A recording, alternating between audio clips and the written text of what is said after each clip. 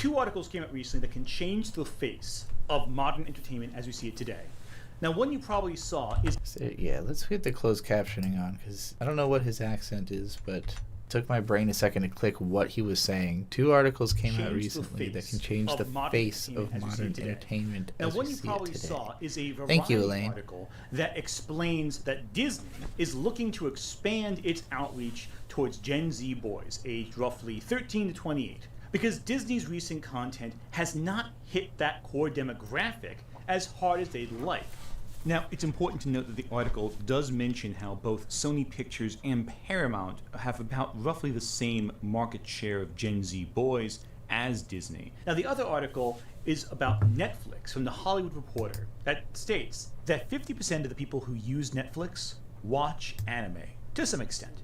Now, the usual suspects 50%? saw this and reacted as you might expect. No, it's not like we have... That's a lot of fucking anime getting watched. I mean, okay, so it's only got to be like 5 anime that those people are watching, right? Like, they're just watching Hunter x Hunter over and over and over again. 50% of Netflix users are watching anime sounds absurd. Haven't tried to sound the alarm or light the beacon since way back in the Force's female days and way back in the Captain Marvel days, the first shot fired in the MCU. We warned taking male brands that were enjoyed by everyone and turning them into female brands that were enjoyed by no one wasn't a good strategy. And it turns out my good friend Chris Gore, who got...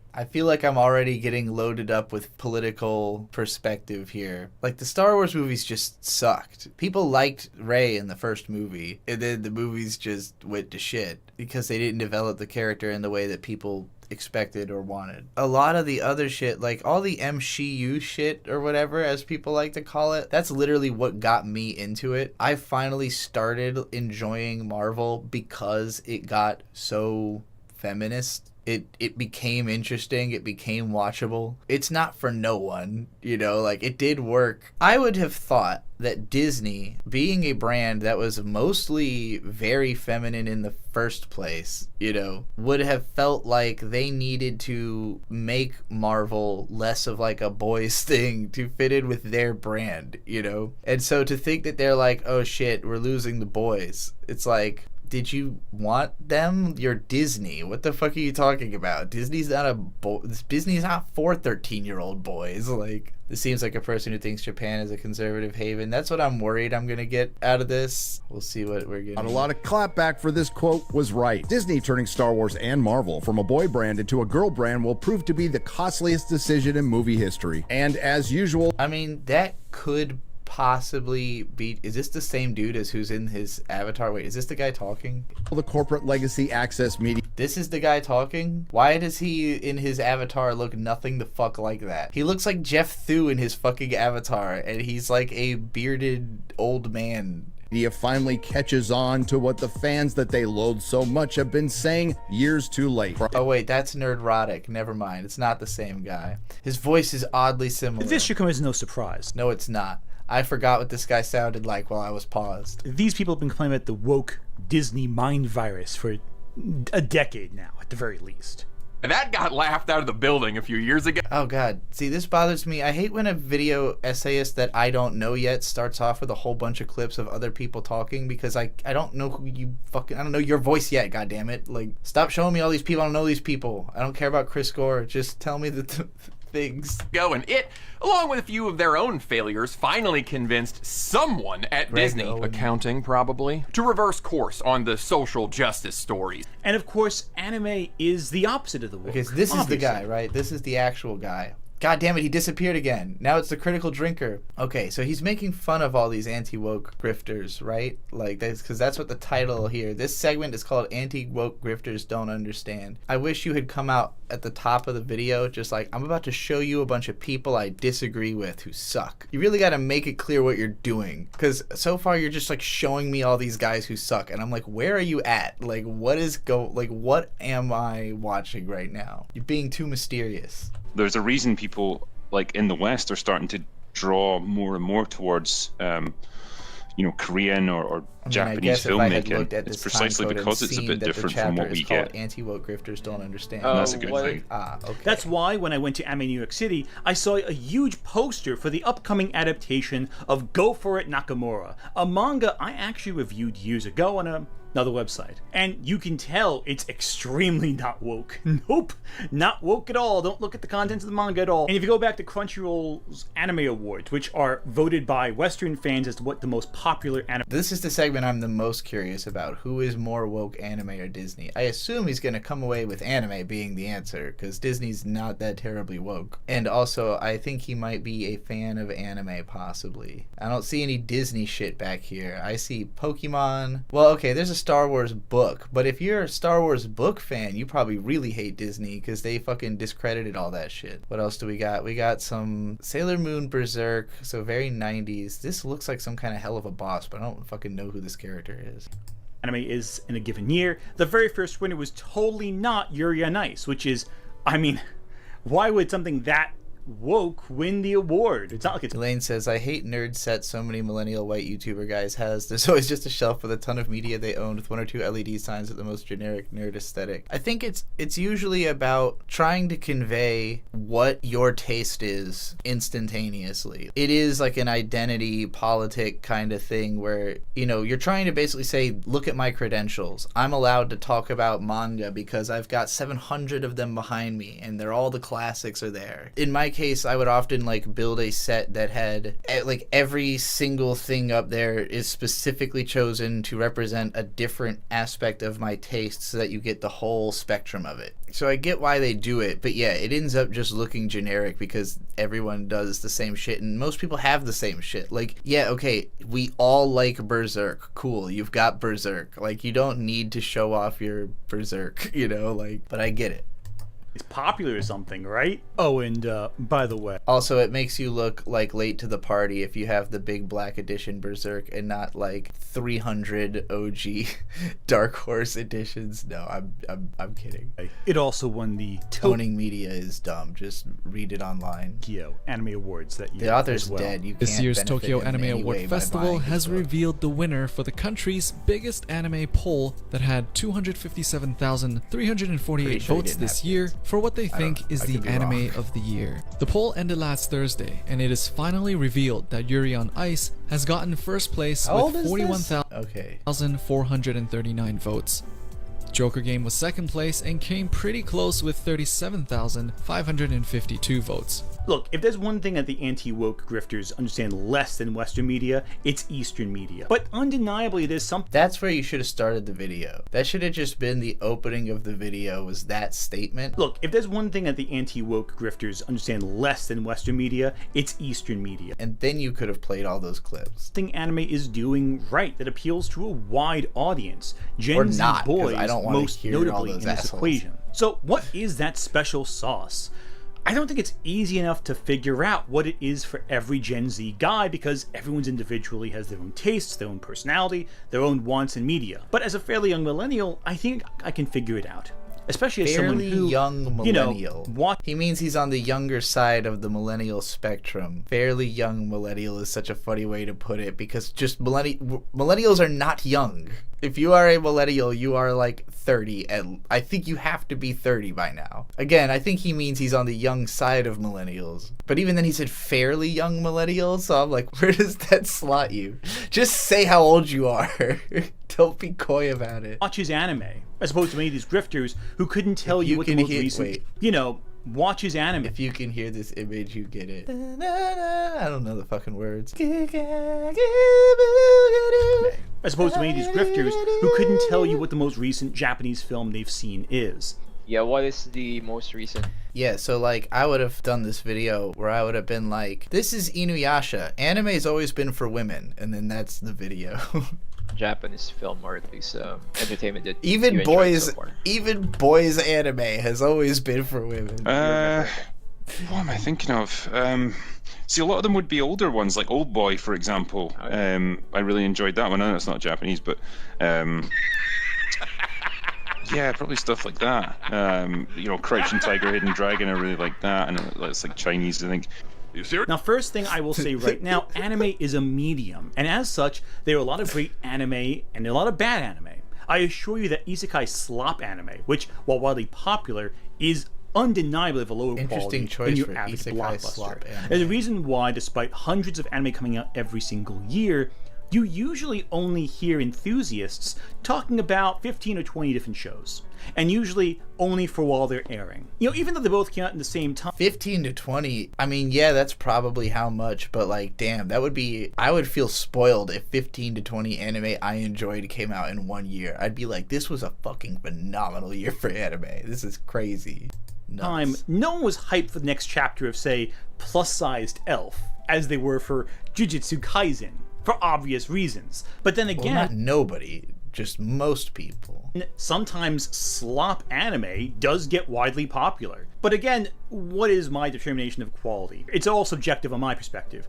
For example, I would never have said that. It's all subjective from my perspective. My inflective suggests something corrective. All these grifters, all these thrifters looking for a cheap cash, and I'm gonna grab they ass and spank it out of this dimension. All right. Solo Leveling should win the Anime Awards this year over anime like Frieren or Delicious in Dungeon. I think it's a bland show with some really cool action set pieces, but not much else. So what do I really know about what amounts for popular content nowadays? You know, I was young once and we all loved our generic over-the-top anime. I'm sure Ikki Tosen, if you watch it today, is absolute garbage, but I digress. Solo Leveling has an audience. Did you like it back then, though?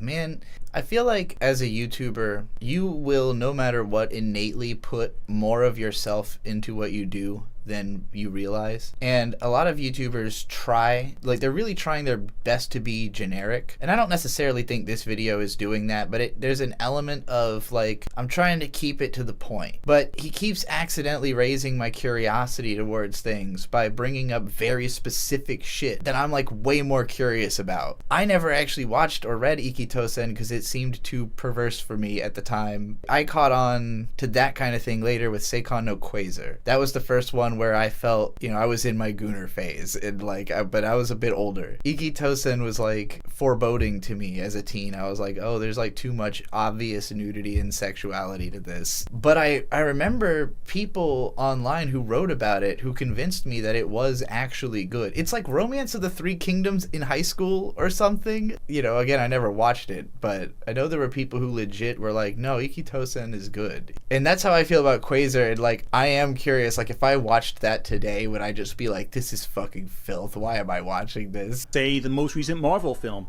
doesn't have. And there's something to that. There's some mechanic to why these shows are so popular. Now, I think it's important to note that a lot of anime production studios are marketing their anime to an international audience, and many anime creators have bemoaned how corporate oversight has forced certain anime to shift gears to appeal to an international audience. Though before anyone comes in and says how anime is being ruined by the West. It's funny to hear that though, because I'm sure that's been true for certain like companies, but like most of the time when the question comes up to Japanese creators about like the Western audience, they're usually like, yeah, we don't think about them at all because they are such a small part of the amount of money that we're gonna make. Westerners won't pay as much for anime as Japanese audiences. So if a show's not like a huge hit in the West, then it's just not even worth, you know, like the price of localization basically. And the only reason a lot of shows even get localized is that they get sold to the American companies in packages, where the Japanese company says, oh, if you want like Madoka, you got to buy the other 12 trash shows that we know are not going to sell. You've got to do all the localization work. We're just going to reap the benefits if it makes a dime.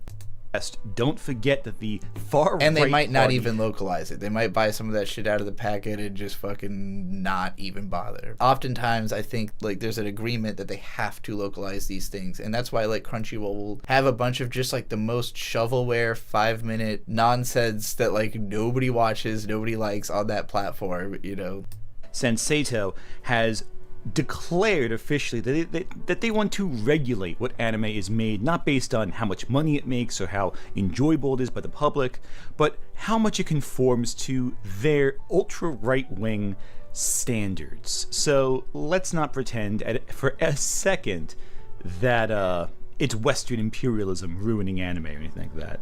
But at the same time, a lot of older anime creators have bemoaned how modern anime in general, especially the creators, have drawn increasingly from other anime productions as opposed to real life, especially Yoshiyuki Tomino.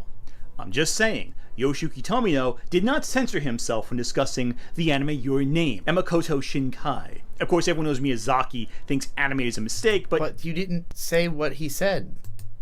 I think Tomino's comments really illustrate the core issue that the older generation of anime creators have with the modern generation. And that's also not to say that older anime creators don't like modern anime. Recently, Hideki Anno and Eiichiro Oda both gave some early praise to the manga in Shonen Jump, Akane He did not say what Tomino said.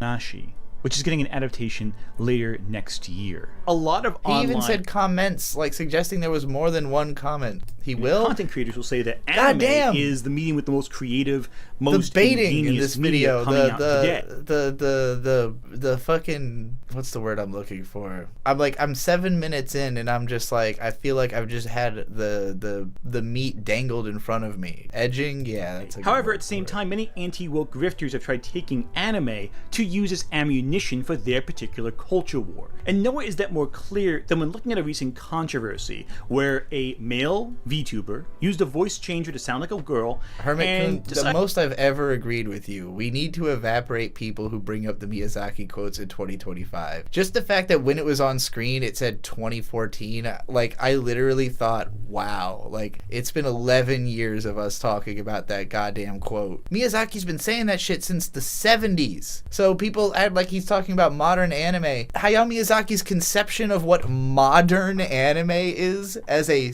almost 80-year-old man is everything after 1980. Hayao Miyazaki does not like the existence of TV anime at all. He's just like, this is a mistake, you know? When he says anime was a mistake, he means like the industrialization of anime. To him, it was always supposed to be like an artsy thing that people do because they personally just want a thing to exist really badly, you know? Like, and they'll go to any lengths to make it happen. It should not be something where it's like a casual job that is even capable of taking as much advantage of the animators as it does. The fucking Starting Point book that's just like a collection of essays from Miyazaki, the first one in there, it's from a time where like the only film he would have even had directed at the time would have been Lupin III, but he'd been in the industry for a long time, you know, working under Isao Takahata at Toei, and from his perspective, even Toei had gotten like overly industrialized, but like he had watched Toei go from making one full quality film every year to trying to compete with Astro Boy and making TV shows, trying to compete with Mushi Pro, I should say. And so watching Mushi Pro and Toei continue to grow and try to make more shows and take on more animators and split the quality between more and more people, and it just made shitty animation. Immediately, anime was industrialized to a point of being shit. And you can pretty much blame Tezuka. Miyazaki did. He was like, this guy came in and basically like ruined it, and he kind of did, but he was the original otaku.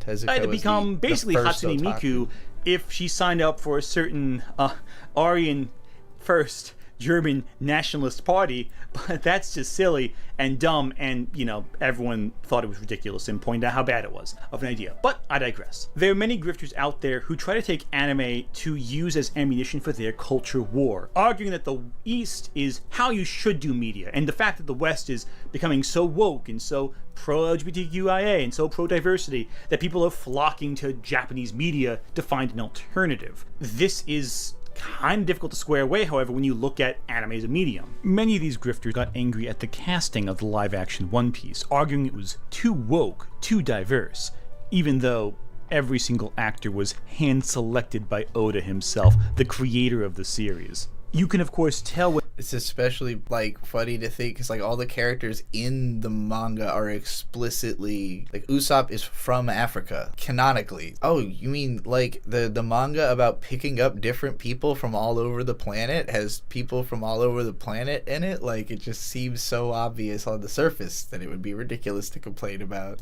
When many of these people are just grifters based on how infrequently they actually discuss anime in any specific detail. For example, the channel Rev Says Desu is One Piece Our World? No, but it also doesn't make any sense. an anime-inspired channel, supposedly, but they rarely cover anime. In the last month, they've covered VTubers, online YouTube drama, Twitter arguments, but they haven't once talked about anime as an industry or controversies in the anime industry.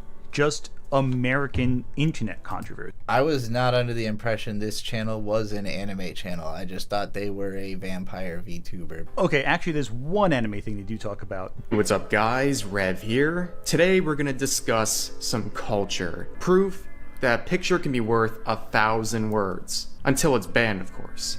So here's the thread, an original piece of art posted on the official HoloLive subreddit. To sum this up, if you know, you know.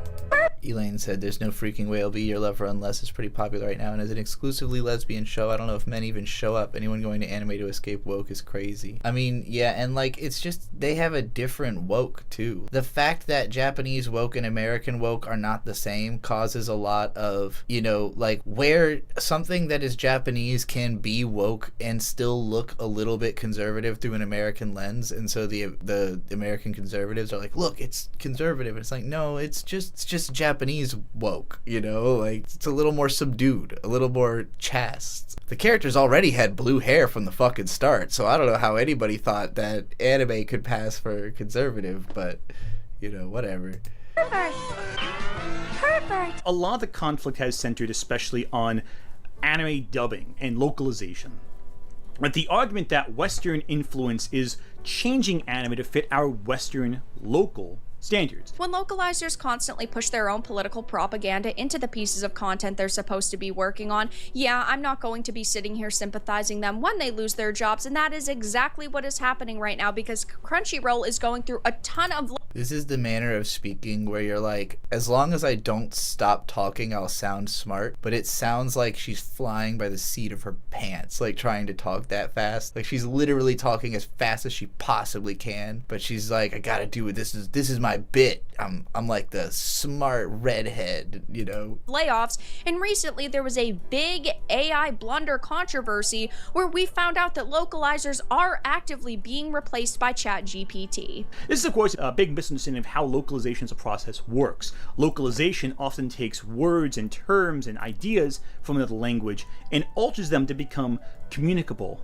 to the general audience. It can be very difficult sometimes to communicate certain ideas and concepts to an American audience without changing a few things so it's more palpable. Grifters will take this and say, oh, well, they're changing the script to make it more westernized, when that's not really the case. When it comes to localizers, it really is hard for me to sympathize with them. Over the years, they have taken some amazing pieces of content Canadian. And completely butchered like them that. So they can push I their was own... like, what is this accent? And then it dawned on me. Canada. Why are so many conservative grifters Canadian? It must just be because they don't take the politics as seriously. Like, they just see it as like a funny thing on the internet, whereas Americans are like super fucking serial about it. But the Canadians are just like, this is hilarious. Let's pretend to be conservatives.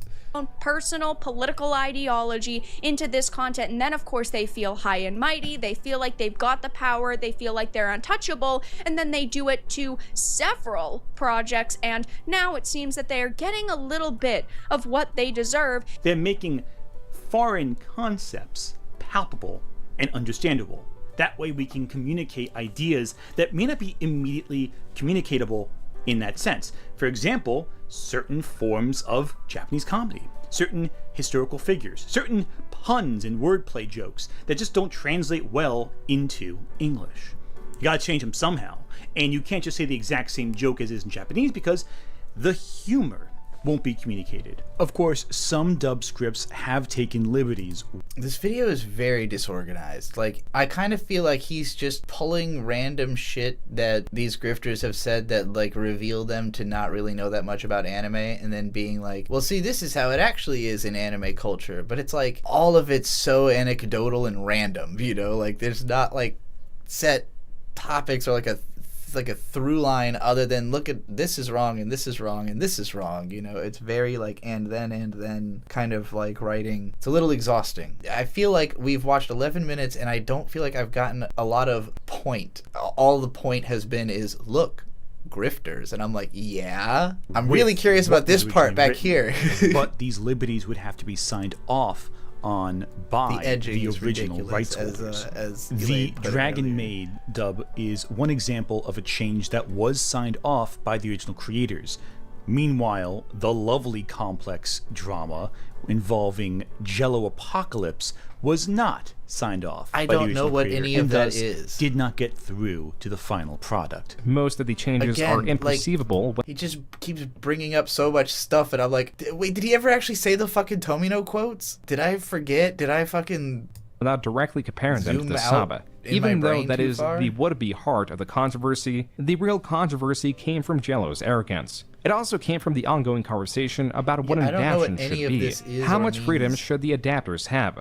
With this post being spread out of Jello's typical audience, who the fuck is Jello Apocalypse? To be localized. I need so much more context if you're gonna do like a journalism video. Like, I need all the context. This video could have been tremendously longer, honestly. Like, with how much ground it's covering, this video could have been a lot longer. This could have been zeroed in on one grifter. Just like pick one guy, fuck his whole shit up, and then move on to the next one. Like, do a whole series on all these guys. Seriously though, do that. Anthony fucking Dormammu, do that. Have to get sign off from the original creators. Any changes made have to be signed off upon. Dubs commonly punch up comedy and smooth over rough patches so that the end product aligns with the show's intended audience and provokes the intended response, and there will always be shades of gray when adapting a work, unquote.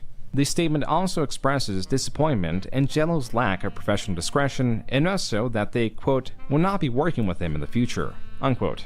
While there Shout out Justin Savakis, one of the realest anime writers of all time. The only reason anyone knows about the Garzy's Wing dub. It's really sticky when you put it on your hands. Yeah.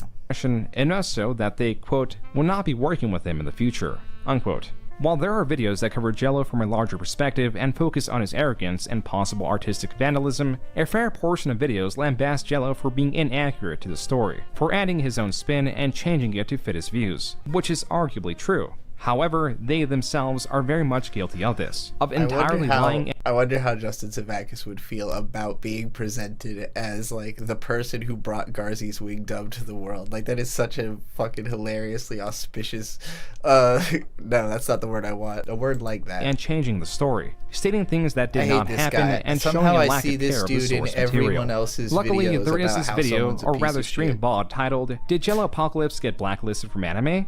The creator even accepts that there is much misinformation floating about. This is a very complicated topic, and there's a lot of information, a lot of misinformation, and not all of it is as clear as one might say.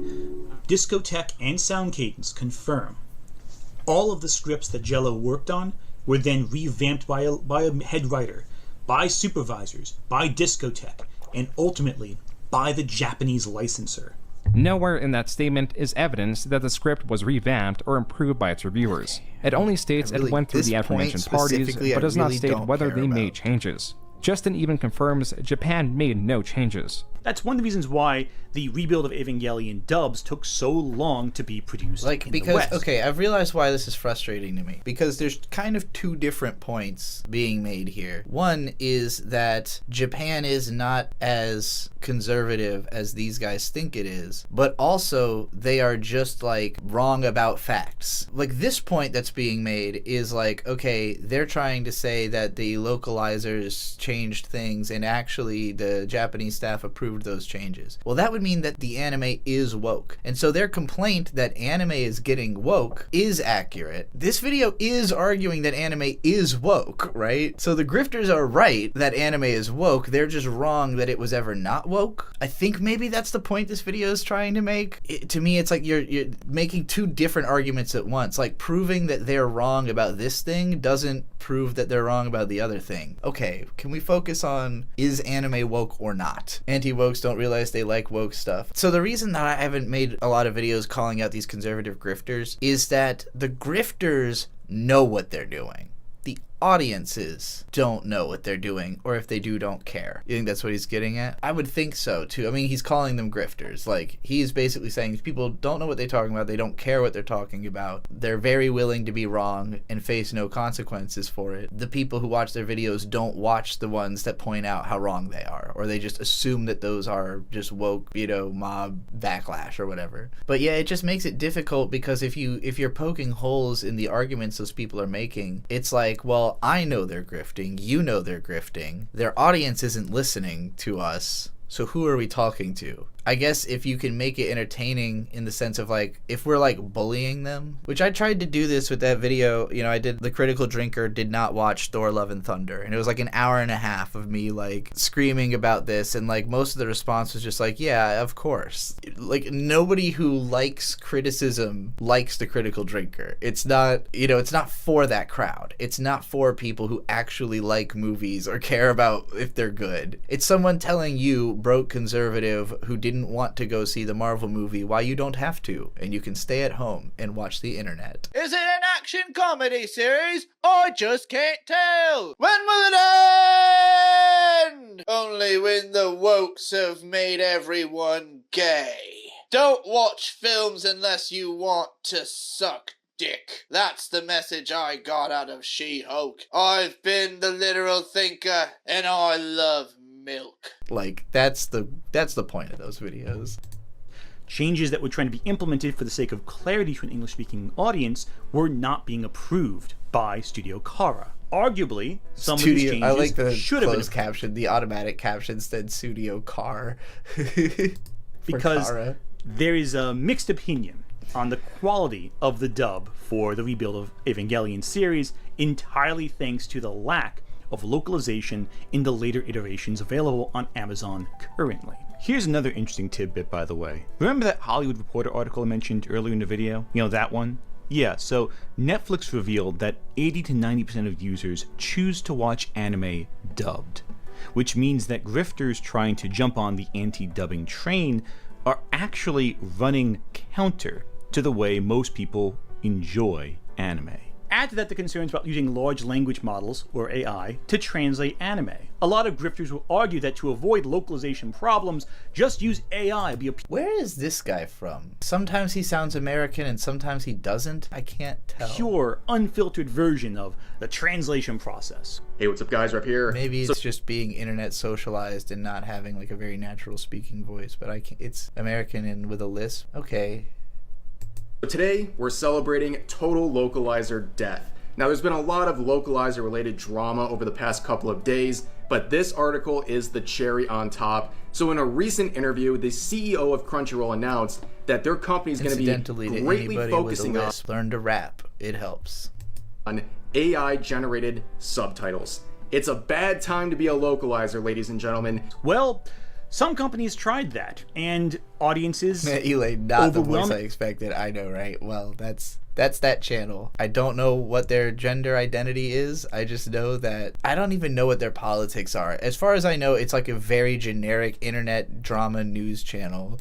Rejected the AI translations because they were of poor quality. Shocking. Also, with an increasing number of anime voice actors also streaming as VTubers, you now run the risk of the wrath of VTuber fans if you criticize their Oshi, if you dare mock the shows they're in. But this speaks to another factor. Gen Z is increasingly online. Bro, where the fuck do people deal with this kind of shit? I'm sorry, like, I have less and less patience and sympathy for people being like, I'm being forced to have these conversations online. I'm like, where are you fucking hanging out? Why are you engaging with the people who say this shit? Trigger warning. So the other day, a trans woman shot up an elementary school, and the way I found out about this was I saw someone on Discord who was like, hey, just so you know, the news cycle is going to be really awful today. And then I went on Blue Sky and I saw a bunch of people going, hey, be careful. Things are going to be crazy out there. Get ready for the conservatives to whip up a firestorm about it. And literally my thought as I read all of that was, where would I see that? I'm not on Twitter. I'm not going to walk outside and be accosted for being trans. At some point in the day, I think the same day, I went to my parents' house and my parents first thing like, did you see the news? And I'm like, oh, of course. course, because it's trans news, you assume that it has something to do with me. I give a fuck. But it's like literally on the news in their house, like happening right now, breaking story, trans woman. You know, my dad is doing what he always does when a shooting happened, trying to puzzle out how it makes sense. I just don't understand. I guess I'd have to read the manifesto. And I'm like, they killed a bunch of people. They're a psychopath. Some people can't control their emotions, and when they feel pushed into a corner, they do violence. And it's the same case every time. It's not, none of these people are fucking unique. Outsider with anger issues. That's who shoots up a school. Whatever the circumstances are beyond that, it's the same fucking psychological rubric. My point is, though, that I only heard about this event through being warned about the consequences it would have for me, through people on my Discord, people on Blue Sky, and my parents being like, look out, you're gonna be in danger, or you're gonna be in an uncomfortable I don't know. Where would I fucking have found this out? Why are you putting yourself in the crosshairs of learning this kind of thing? If it hadn't been a trans person, I would have not known a school shooting happened that day. They happen all the time as far as I know. I don't fucking watch the news. I don't look at Twitter. I don't go to places where people are going to say things that piss me off. I don't understand why people do. Media keeps trying to come to YouTube and TikTok. Many noteworthy anime content creators are going to Eastern media at the very source. Recently, it was announced that noteworthy anime YouTube critic Giguk, or Garnt, was writing a new original anime production called anime YouTube critic. And it's coming out in September of this year. And you know what? It looks pretty damn good.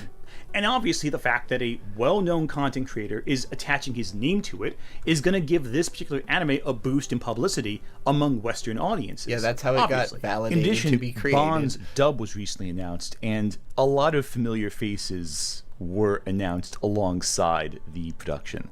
Sea-Dog VA is the ADR director, and Sitsnap, Legit Garn's thought he real-life said wife. Gigadog for a second. It can't be helped.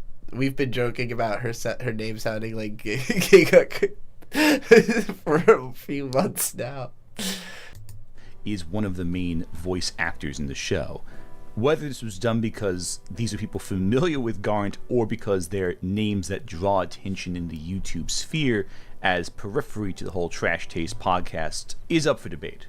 But it's clear that it is part of the show's appeal to Giguk's YouTube audience. But again, that lends to the idea.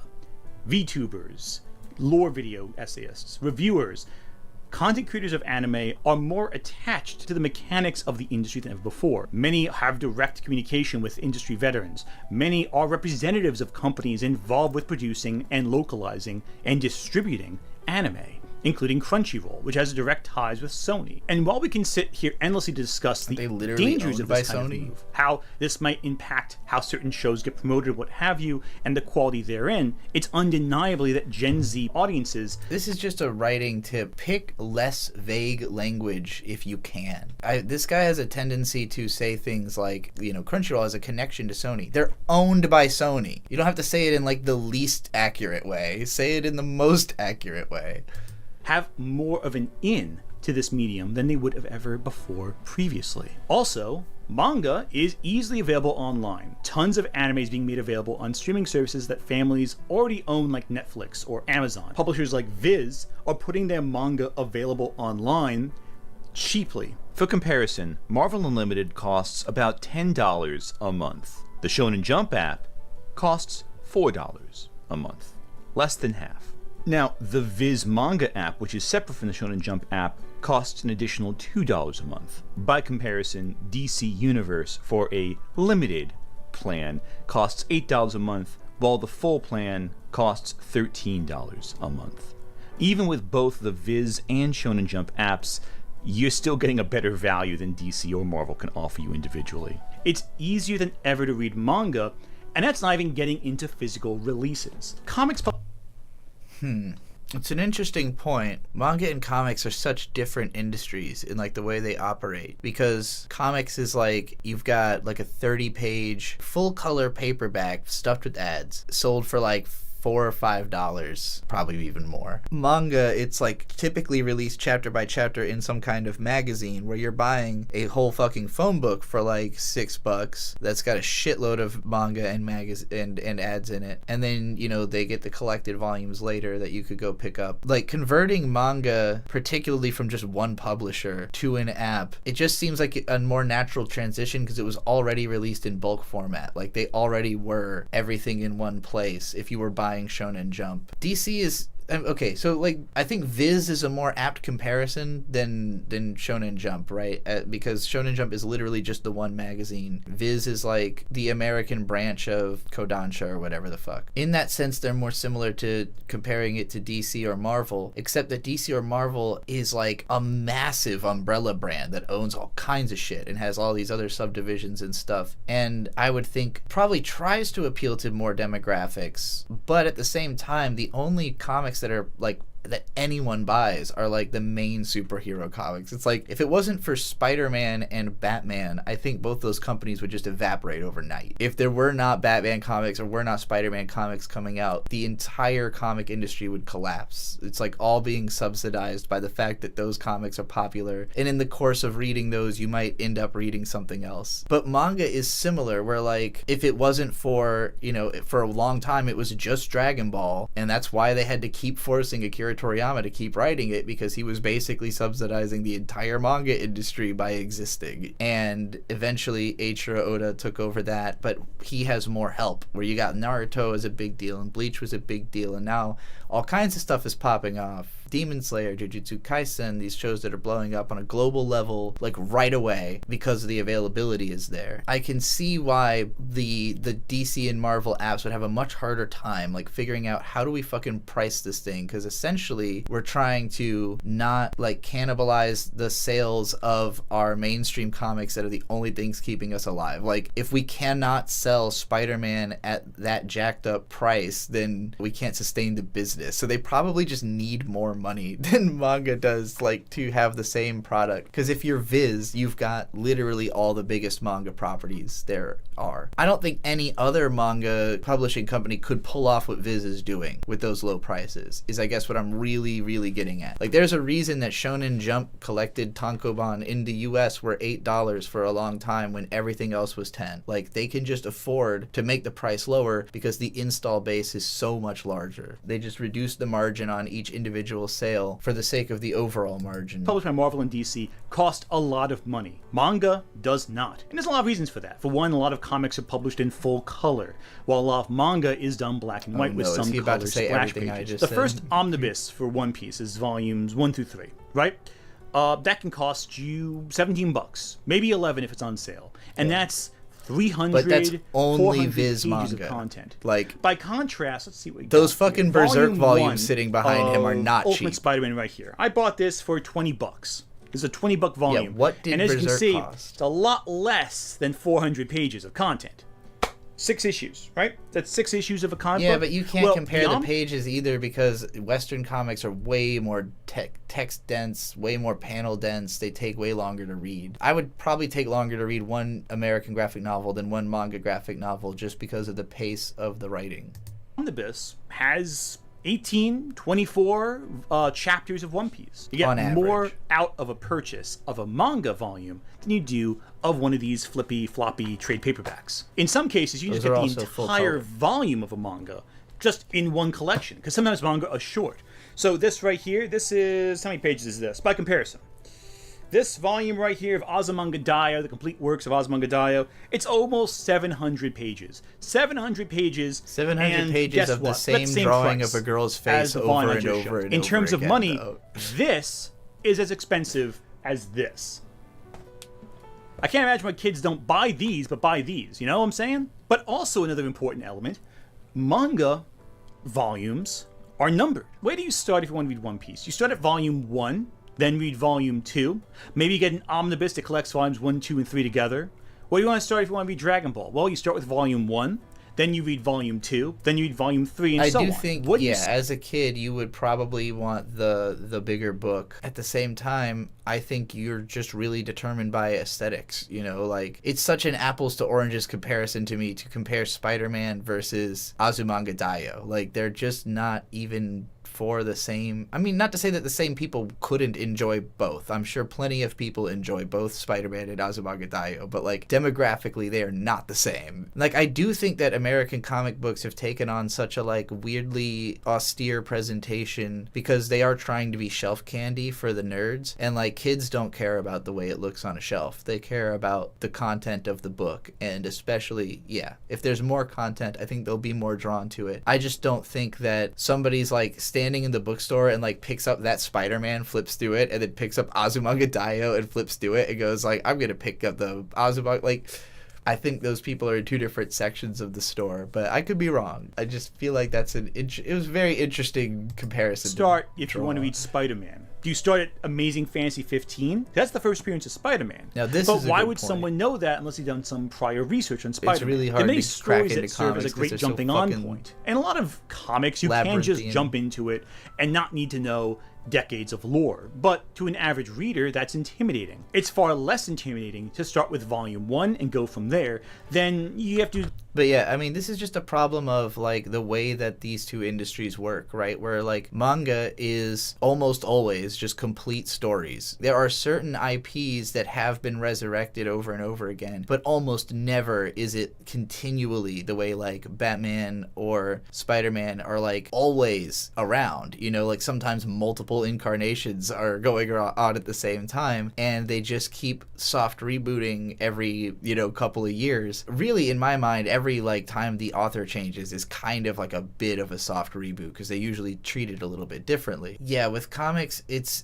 that the IPs are not individual stories. They are collections of stories about these characters. If in manga, like the biggest manga that were carrying everything were like Lupin the Third, and even Lupin is like mostly reinvented as an anime, not so much as a manga, but like, if like the biggest stories were like these characters that have been taken over by different authors, if Go Nagai was still the center of the manga economy, it would be like DC or Marvel. Okay, you have to make a new Devilman every fucking week because Devilman's the only comic anybody's buying. So it doesn't matter who's writing it, it has to be there. Devilman does continue to exist in that form. Like, it does keep getting rewritten every few years, new artists, new writers, whatever. Go Nagai is still making that money off of it. It is by no means the central pillar of the manga economy. I assume he's going to touch on this as well, but like, manga just is bigger in Japan, so there's just more of it. So there is just more opportunity for it to reach people, and the only way that comics made outside Japan are going to get to that level is by doing that too, and I think they are. It's just that when we talk about American comics, we talk about DC and Marvel, we don't talk about webcomics. Something like Homestuck was bigger than most of what exists in the comic world, but it doesn't come up in comic book conversations because the comic book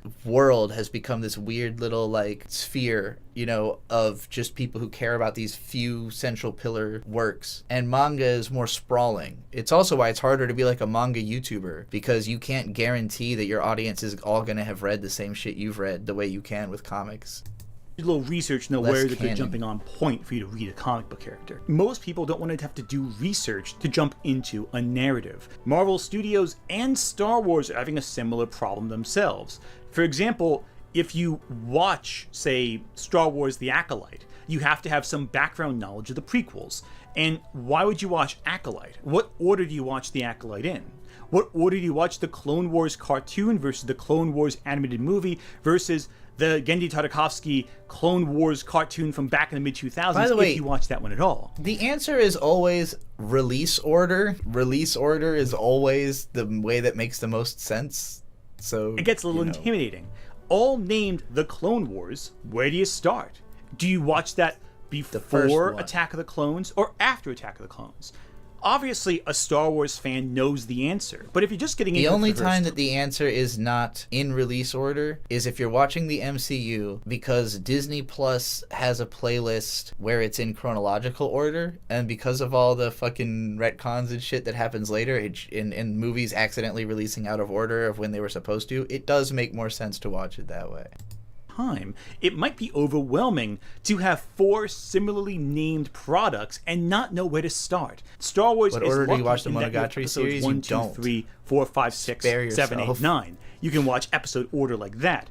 When you get into the middle chapters between movies, that's what gets a little overwhelming. And that lack of clarity does build up over time, especially if you feel you have to watch someone else's movie before getting to the part you actually want to experience. You might be Just missing some fucking details don't. when it comes to someone else's movie or when someone Either else's watch story all of interests. it or fucking don't watch all of it. People make it so much harder than it is to watch shows. Like, you just fucking put on the first one, see if you like it. If you don't, skip it and go to the next one. Sex with the narrative of a character you're familiar with. And the more tangled the web of continuity becomes, the more difficult it is for an average audience member to get engaged in the narrative. Audience members were completely lost watching the Marvels because it was a sequel to a film that had come out maybe 5-6 years prior, dealing with continuity from 2 separate TV shows that intersected with this one. And if you didn't remember what happened in WandaVision or Ms. Marvel, you'd be completely lost when watching The Marvels. Add to that the entire elements of Secret Invasion, which really doesn't factor whatsoever in the events of the Marvels, but presented itself as though it was relevant, but it wasn't. Again, it's confusing, right? To an average audience member, that's kind of overwhelming. I just want to watch a movie. Why do I have to do homework to start watching it? Clarity of order is so vital to following these. They're not expecting you to, like, they're not making that stuff to be anyone's first time experience of the franchise. And it's not that it couldn't be, but, like, that's not what they're expecting from you. And, like, some of those shows fail because they are literally, like, going too far, I think, with the expectation of what people are going to want to see. Like I said, there is a playlist on Disney Plus that has all of this shit in order. So, like, if you want to watch the MCU specifically, you go to Disney Plus, you click on the fucking playlist, and then you just watch it in order. It's there for you. They built the shows around the fact that they have that, you know, that they have a platform that just tells you what to watch. If you click Iron Man and you watch Iron Man, it's going to serve you Iron Man 2 next, even if you didn't click on anything. So it's built to be delivered to you in that way. I'm not saying that that is necessarily the best business model. I don't know. We're comparing Disney, which is a company, against anime, which is a medium. So feels strange. I know we're about to break down the Viz Manga app, but all right, we're almost halfway through this video. So far, my feelings on this are that I think I agree overall, probably, with a lot of the points he's making, and I just don't like the way he's making them. Like, the way he's going about it is often frustrating. He'll zero in so far on, like, incredibly specific examples that I don't think are, like, the best way he could make the point. And then sometimes he'll just, like, bring up some shit and then just kind of brush past it and not really explain what he was talking about because he thinks I'm gonna know. This video is clearly for people who are way more tapped into the internet conversation around anime than I am. I don't know people's takes. I don't know what, like, infamous takes have gone viral or whatever the fuck, like, so that aspect of it is like almost over my head, where I'm like, what are you talking about? In fact, it's the ease in which the app is available that I think lends to the other factor. Anime has always blended well with online culture, and with Gen Z being increasingly more online, that means the connection between anime and general audiences becomes tighter and tighter. Lore videos, general seasonal anime videos, and reviews, anime-inspired content is just more accessible than comic book-inspired content online. Manga was available way sooner. Like, all that online. lore videos and shit exists for comic books, too. Bird watches all that shit. He'll watch the lore video on any fucking piece of media that exists that has a lore video, and I've definitely seen him watching manga lore, comic lore, every type of explained video. There's a pretty big infrastructure of, like, channels that just talk about comic books. Granted, most of them are conservatives. For the apps, it wasn't just that they're cheaper, they were available sooner. Western comics have always struggled with the online applications, and it shows. But look, we're talking about availability and accessibility. What about content? Does the content of anime make it better for Gen Z than, say, Marvel? Well, it's complicated, because anime is a medium. What happens in anime differs from series to series. Yeah. I think one factor too is that Western media is more franchise-centric, whereas anime and manga and manhwa my Discord have a life cycle. New shows come in, new manga come in, they have their run, and then they end. Some become classics, they're relevant decades later. Most don't. Meanwhile, Disney needs My advice, specific franchises if to you remain know someone in the eternally server, relevant. just ask them for Marvel an and invite. Star Wars, they spent a lot of money buying and acquiring, and they got to make sure they get their money's worth out of it. And Disney, because of this, is increasingly afraid to make original IP. In part because a lot of the original IP is a safe bet, a safe starting point, and it doesn't really catch with the general audiences because it's just too safe. It's just too familiar. Meanwhile, while there are a lot of generic anime, especially in the isekai and romance genres, a lot of them are formulaic in a way where you can have an extra gimmick, something distinct, something interesting added on to make it stand out from the rest of the crowd. To some extent. He's trying to say that like Disney generic is more generic than anime generic, generically speaking. I just don't think that's true at all. It depends on what anime you're fixating on. Like if you're only talking about the really good or really interesting and really different isekai anime, then sure. But there's also really good and really different and really interesting Disney products. Like I think there's at least a few, but there's so much shitty generic anime that is not successful. That's the other thing about this. We're looking at this like anime is successful over Disney, but it's like, what about the individual anime? Most anime are not successful. Most anime studios are not successful. We've seen so many anime studios emerge and then die immediately in the last like 15 years. It's not anime that's doing well. It's some anime that are doing well. And, you know, Disney, even if like some of their products are doing well and some aren't, it's the health of the company as a whole will keep them afloat. It would make more sense to just compare Toei to Disney. How is Toei doing versus Disney? Comparing anime as a medium versus Disney is just like kind of wild. I can't think of any good Disney right now. I mean, the last Disney property I watched being a Marvel thing was Ironheart, and I enjoyed it. I thought it was good. That came out this year. Conceptually created by Chinaka Hodge, who is someone I was already a fan of for a rap verse she did once. And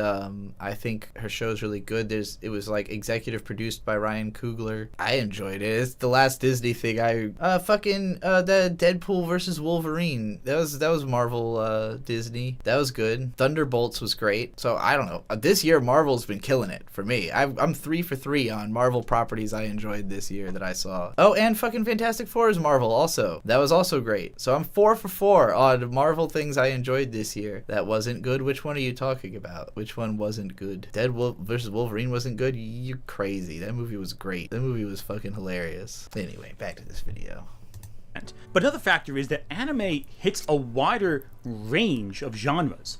Say what you will about the mediocrity of Rent-a-Girlfriend, but it was a romance series that had a ton of grown men reading chapter to chapter. You would have to be deaf, blind, or Helen Keller to have been on anime social media recently and not seen 1,000,001 memes about the new Rent-a-Girlfriend chapter. Romance aimed at men is a huge genre in anime. Blind, Meanwhile, it really isn't in the West. I mean, well, they used to be sex comedies. That was the best you got for a while, but not really anymore. Naked Gun just came out, and it's a rare theatrically released comedy. But how many of those do we see anymore?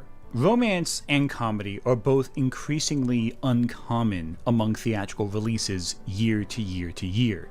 Now, Netflix and the Hallmark Channel do seem to have something of a monopoly on the genre, but they tend to be very cookie cutter, very specific, very formulaic. Very rarely will you find something that really pushes... Like late 2000s, early 2010s, Madhouse did a bunch of Marvel anime adaptations. Your pockets, sir? Lady, the problem isn't in my pants. The boundaries of what you can do in storytelling. Not like you could in the old days, anyway.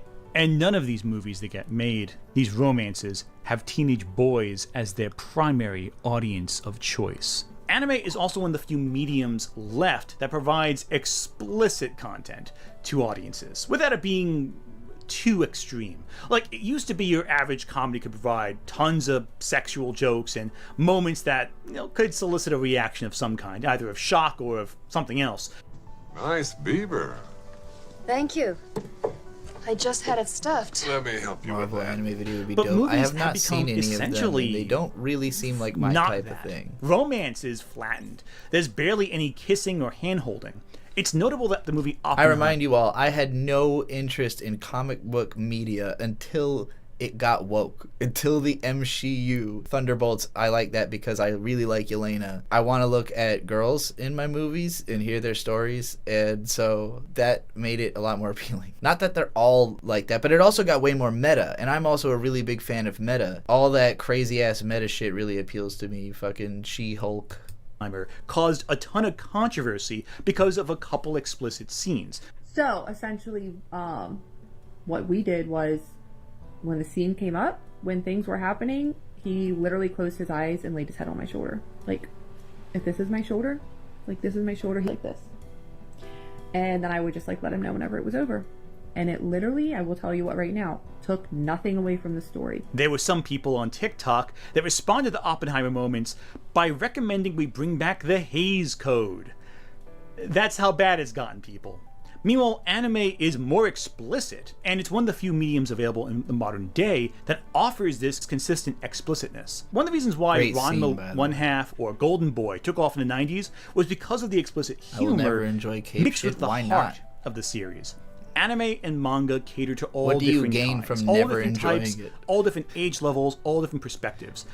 In some cases, maybe too many perspectives. And some anime, like say My Dress Up Darling, use explicit material to explore healthy relationships and boundaries for consent. Some shows are also trash. But alternatively, some push the bar so far it becomes something artistic in and of itself. Interspecies Reviewer, Metamorphosis. Where like he just shows some anime and it's like, I think it was like Aken or something. I've never seen the show. I've heard it talked about being trash. It wasn't like a well-known trash anime unless you're somebody who's like watched a bunch of videos about like what anime are infamously trash. Like nobody's watched that show. Maybe people have seen people talk about how bad that show is. Nobody watched that. Just throwing it in there like, oh, and there's also bad anime. Like, it's way funnier if you like interject a clip of a bad anime, but just like throwing up a picture of an anime that some people are aware of as a bad anime like doesn't communicate to me the badness of anime being bad, you know?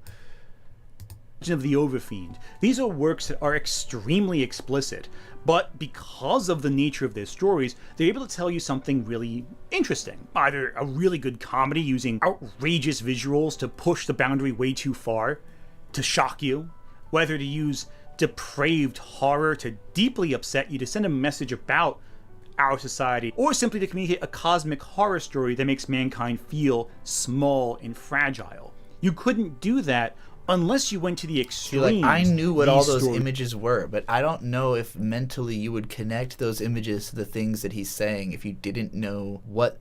Was one of those Cathead Inako? Or is that Metamorphosis? That's the Metamorphosis girl, right? Okay. Similar stories. Yeah, like, I know it's somewhat famous as an upsetting manga, but, like, if you don't know this manga, I don't know that this visual being on screen for, like, 2 seconds communicates anything, you know? Or simply to communicate a cosmic horror story that makes mankind feel okay, that's Urotsuki Doji. I know that that's a story about demons destroying the world. That wasn't a clip that like, the apocalypse happens in that movie. Show, like, the world getting destroyed in Akira or something. Like, show something that communicates what you're saying, not just an image from a movie that is about what you're saying, you know? Unless you went to the extremes these stories went to. And it's not for everyone. In fact, it's really not, maybe it's not even for anyone. But the fact these stories are allowed to exist and thrive is something admirable in the medium itself. That we can reward extreme storytelling without flinching back, without drawing back. And these titles are not just relegated to weird, obscure movie trivia, but they're celebrated in some cases. Widely so, by mainstream YouTube critics, because of how outrageous they are, because of how much they push the bar. You can't get that with Western media. Not because it's too extreme for our abilities, but because no studio would put money into something so outrageous with such a limited potential audience. You wouldn't make back your budget. But also, I do want to mention one thing before we move on, and that's josei. Josei can sometimes have some pretty explicit stuff, but it's written for adult women. And often, They have a brutal honesty about the way the world works and the way relationships work. One good example of that is the story She Loves to Cook and She Loves to Eat, which is a story... See, in Japan, you have manga for women, which are like realistic and tell you what the world is like. And then you have manga for everyone else, which are the most absurd fantasy you could possibly come up with. Why are Japanese women the only one who that's the opposite of what I mean, who don't get to have fun? Why is every Japanese woman's manga is like, here's the real shit we're dealing with? It sounds like a society that needs some work on the women experience. So men are like, I'm gonna go to a fantasy world and beat up all the monsters and get all the girls, and the women's manga is like, I am gonna work at an office and be stressed. About two women who bond over, well, you saw the title, you can figure it out for yourself. And it explores a lot of societal fears of conformity when you simply can't. How you conform to a system when you just don't align with that system. And of course, there's a cute romance in there too, but the ideas it explores are very serious, and they're externalized through the romance very effectively. Which is a shame, because due to right-wing laws pushed in places like Texas, certain anime may soon be completely If you like the animation of Kite, just look into Yasuomi Umetsu. He's like a legendary animator. Everything he's ever animated is phenomenal to look at. Just look up his name on Sakugaboru and fucking indulge yourself. He's got a new anime coming out soon. Accessible to their audience. Well, Texas lawmakers are pushing a new bill that could impact artists and anime fans. The goal is to crack down on obscene images involving minors, even if those images are drawn or generated by artificial intelligence. Under this proposed law, if any image appears to show someone under 18 in a sexual way, it could be illegal. Now, supporters, including Lieutenant Governor Dan Patrick, says this bill is about protecting children in the digital age, but the anime community is concerned, saying the bill's broad language could put innocent art and artists in legal jeopardy. Now, the bill, it has already passed out of the Texas Senate Criminal Justice Committee and now heads to the House, where lawmakers could propose their own version. Our Real One Belogan spoke to business owners who support protecting children, but worry the bill's vague language could target art that isn't meant to be obscene. Let me put this in perspective for you. Without qualifiers as to what counts as obscene, it could include anything. It could include a girl wearing shorts that the judge deems slightly too short. It can include any discussions about human anatomy of any kind. It can include Ranma turning into a girl from a boy or whatever. Something that is uncontroversial for 30 years, now all of a sudden illegal. I guess that the grifters should be happy, because this means that there would have been no dubbing issue with Dragon Maid, because Dragon Maid would not have been able to be distributed. Because even ignoring the obvious concerns, the law doesn't even specify if the characters actually are children or not, just childlike. So the art style might include every single character deemed childlike by that law. Just unpack that for a second. That would obviously be the case. Unpack just how vague it is. Because there's if anything, no this law actually ages supports of Disney, because Disney doesn't even allow hand-holding in their movies anymore.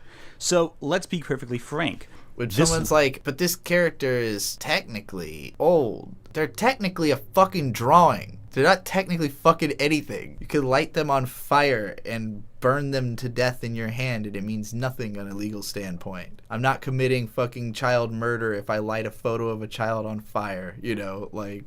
Law is Disney's best friend because it wipes out a major competitor from the board. Which makes it really strange how so many right-wing grifters praise anime when actively supporting policies that threaten to kneecap the medium. Some business owners say they're already hearing from out-of-state artists who are concerned about doing business in Texas. Critics argue the bill doesn't define obscene clearly enough, opening the door for art to be misinterpreted. Bart and Lisa are legally considered real people in Australia. Australia has a lot of really embarrassing laws when it comes to obscenities. As I understand it, you are not allowed to be like flat-chested and do pornography in Australia. Will, and if it Probably. passes, what kinds of penalties could people face? I imagine that's written into the bill. Yeah, and these are really, really strict penalties. So anyone who possesses, shares, or creates these images could face criminal charges. The first offense could result in state jail, and people who repeat these crimes could face up to 20 years behind bars. So their solution, even as businesses were actively withdrawing from Texas out of fear of this bill, they decided to pretend nothing was going on. So they're trying to give the impression here that this bill will make it so any content that has a character under 18 who is sexualized will now be banned in Texas. It will be illegal to consume that material, which would outright ban a lot of anime and manga, everything from My Dress Up Darling to even Dragon Ball. Now, of course, this caused a ton of fear-mongering on social media. People are weaponizing this, they're politicizing. Not gonna lie, it is quite pleasant to look at this little vampire girl avatar thing. I understand how this channel has followers, because you could watch this fucking thing animate all day. And it's become a huge source of contention and toxicity. And the problem is, it's actually a giant nothing burger, because Dexerto made a clickbait headline and they're trying to mislead you so they can get more traffic on their website. And I think it's very obvious. Okay, Rev, so that means that when Reddit 20 takes years down a behind piece bars. of art, you go ballistic, but when Texas threatens for distributing Dragon Ball manga, you're okay with it.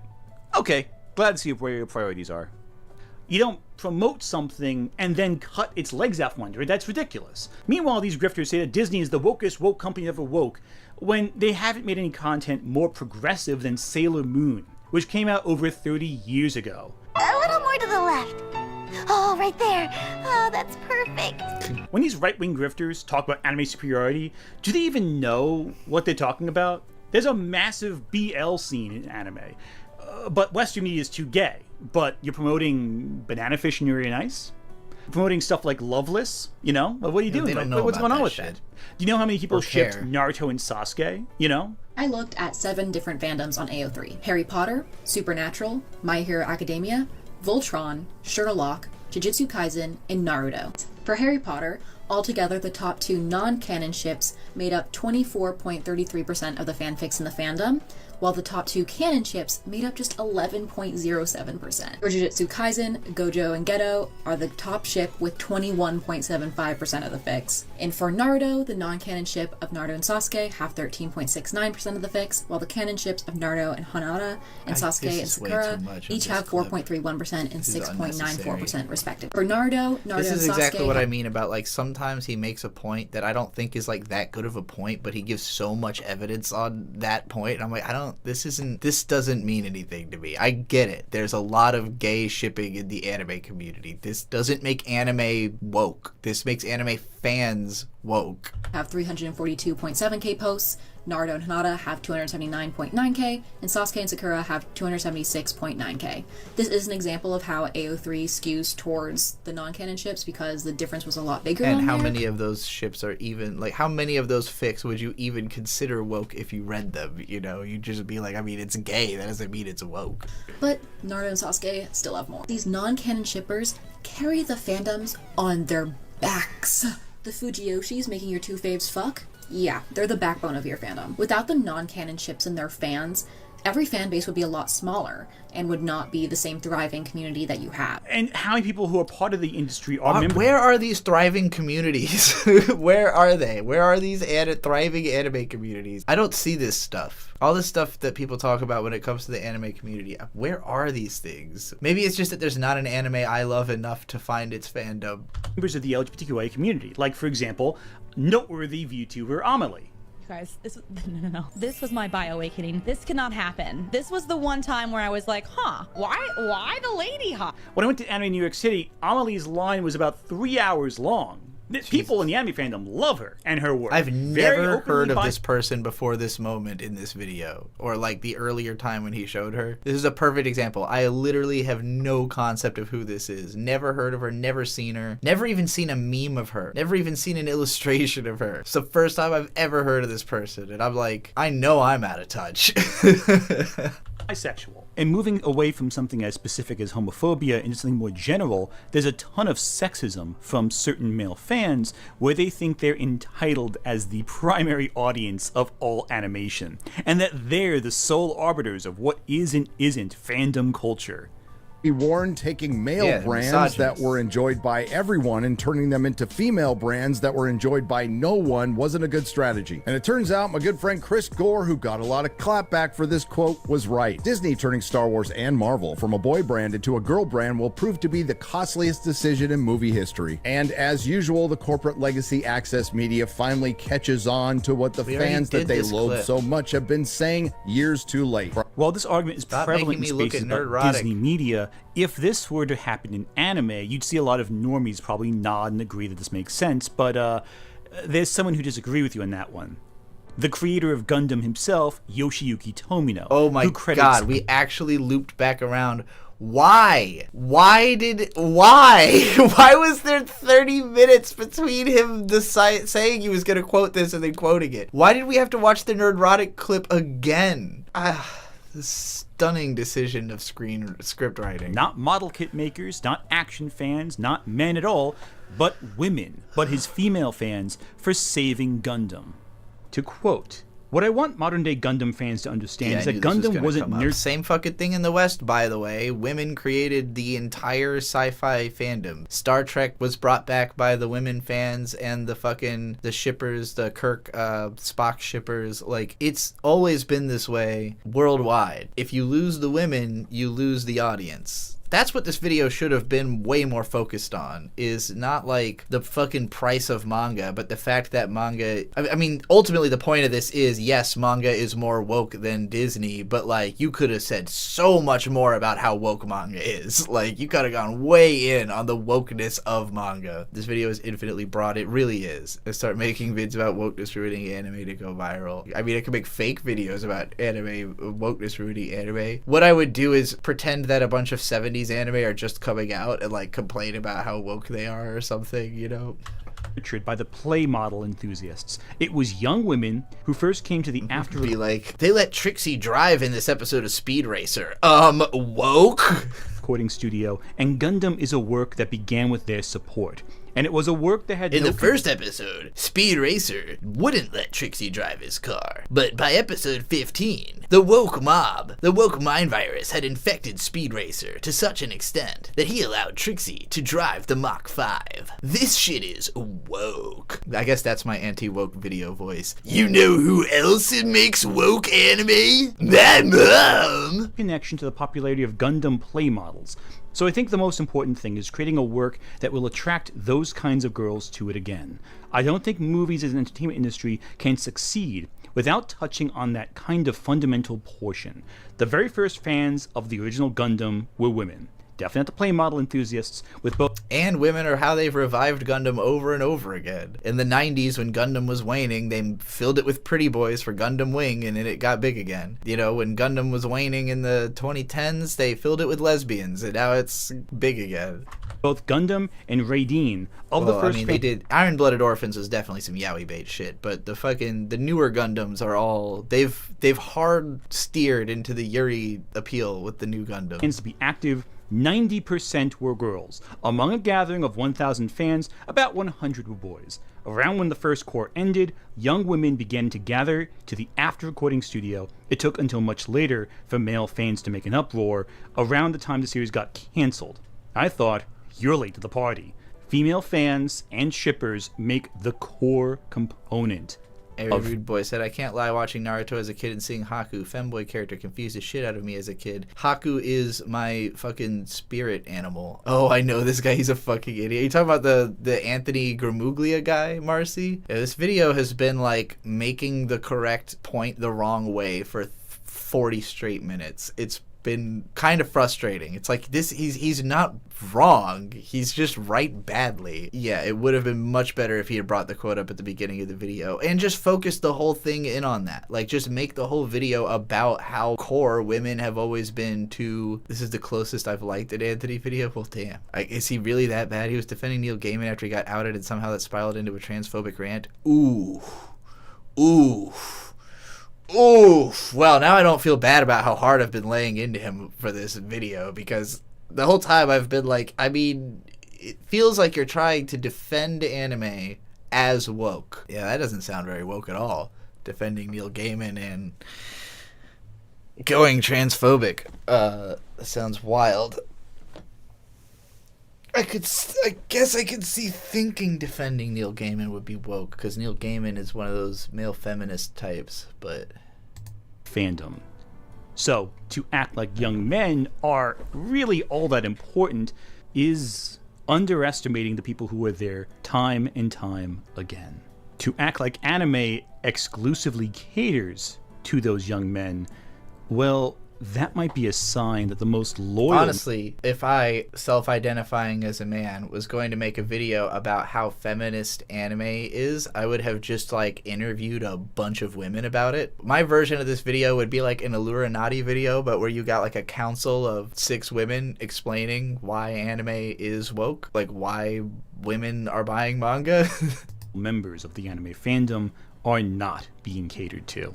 It seems strange to me that you have these grifters talking about how anime is so anti-woke when people involved in production are the exact opposite of what these grifters are promoting. And that's not even getting into the manga creators themselves, like Yu Watase, who is a non-binary creator who has incorporated tons of cross-dressing, tons of queer text in her work since she was in her 20s back in the 90s, with some of the most influential... I think if somebody is X-gender, you're not supposed to say her afterwards. Shoujo titles to come out in that era. You would not get the modern isekai genre without Yu Watase. So when a lot of these grifters talk about anime, we can confirm they don't really know what they're talking about. But let's talk for a second about traditional masculinity, because that's important. Because while anime has no shortage of aura-farming badasses, many shonen heroes are outcasts. Luffy from One Piece, the most successful anime manga. Being an outcast isn't woke. Okay, he's trying to say that they're not traditionally masculine, but like that's also why people didn't catch on to One Piece. This is history at this point. Is basically an asexual pirate who hates all form of authoritarian government and seeks to create a world where all folks are free. Like, Luffy, I don't know. I guess this hits weird for me because I came up as an anime fan during a time when the guys who like manly anime hated One Piece. It's cartoony garbage for children. They wanted everything to be Fist of the North Star. Like, think about a Yoshiaki Kawajiri film. What women do in those is like get raped and die, and what men do in those is also mostly die, but they look really hard while they do it. That's what the manime people want. They want anime where it's just like big burly men beating the fuck out of each other and hot chicks getting fucked. That's what they want anime to be. They don't want One Piece. One Piece is popular in spite of the conservative anime fans. He doesn't care who you are, so long as you don't hurt innocent people. That's the protagonist. That's what the story is trying to promote. That's the ideal, that all people have a right to be happy and free. This, by the way, is one of the reasons why the One Piece live-action adaptation is so diverse. To stay true to this idea that all people of all walks of life deserve life, liberty, plus and it's the a fucking adventure series about picking up people from all over the world. Yeah, a lot of grifters saying otherwise. And is that traditional masculinity? I don't know. But then you get characters like Okarun from Dandadan. He's basically a socially awkward dork who starts the story by having his ball stolen, is the way to put it. And yet we see him become stronger and grow into a better character without fundamentally changing One Piece is woke is such a huge conversion. Like, I don't think people who say that are wrong, but I think they're missing a huge part of it for sure. I would not personally consider One Piece woke. I'm sure it's probably trying now to be more woke or something because Oda probably, like, in the same way that, like, Reki Kawahara has come out and, like, apologized for the way that he treated women in his books. Like, at some point, he received enough criticism about it that he went, you know what? Now that you all mention it, I have treated women like shit in my stories. And I think that's more or less why the whole SAO rewrite exists, is literally just to like show that Asuna is in fact as important as Kirito. Like, he literally rewrote the fucking books just to make an Asuna a bigger character out of guilt for how badly he wrote women. I could easily see One Piece taking a similar route of like, you know, maybe I feel guilty about how I handled trans characters back in the start, so I'm going to handle them a little differently now type shit. Here's what I think is the bigger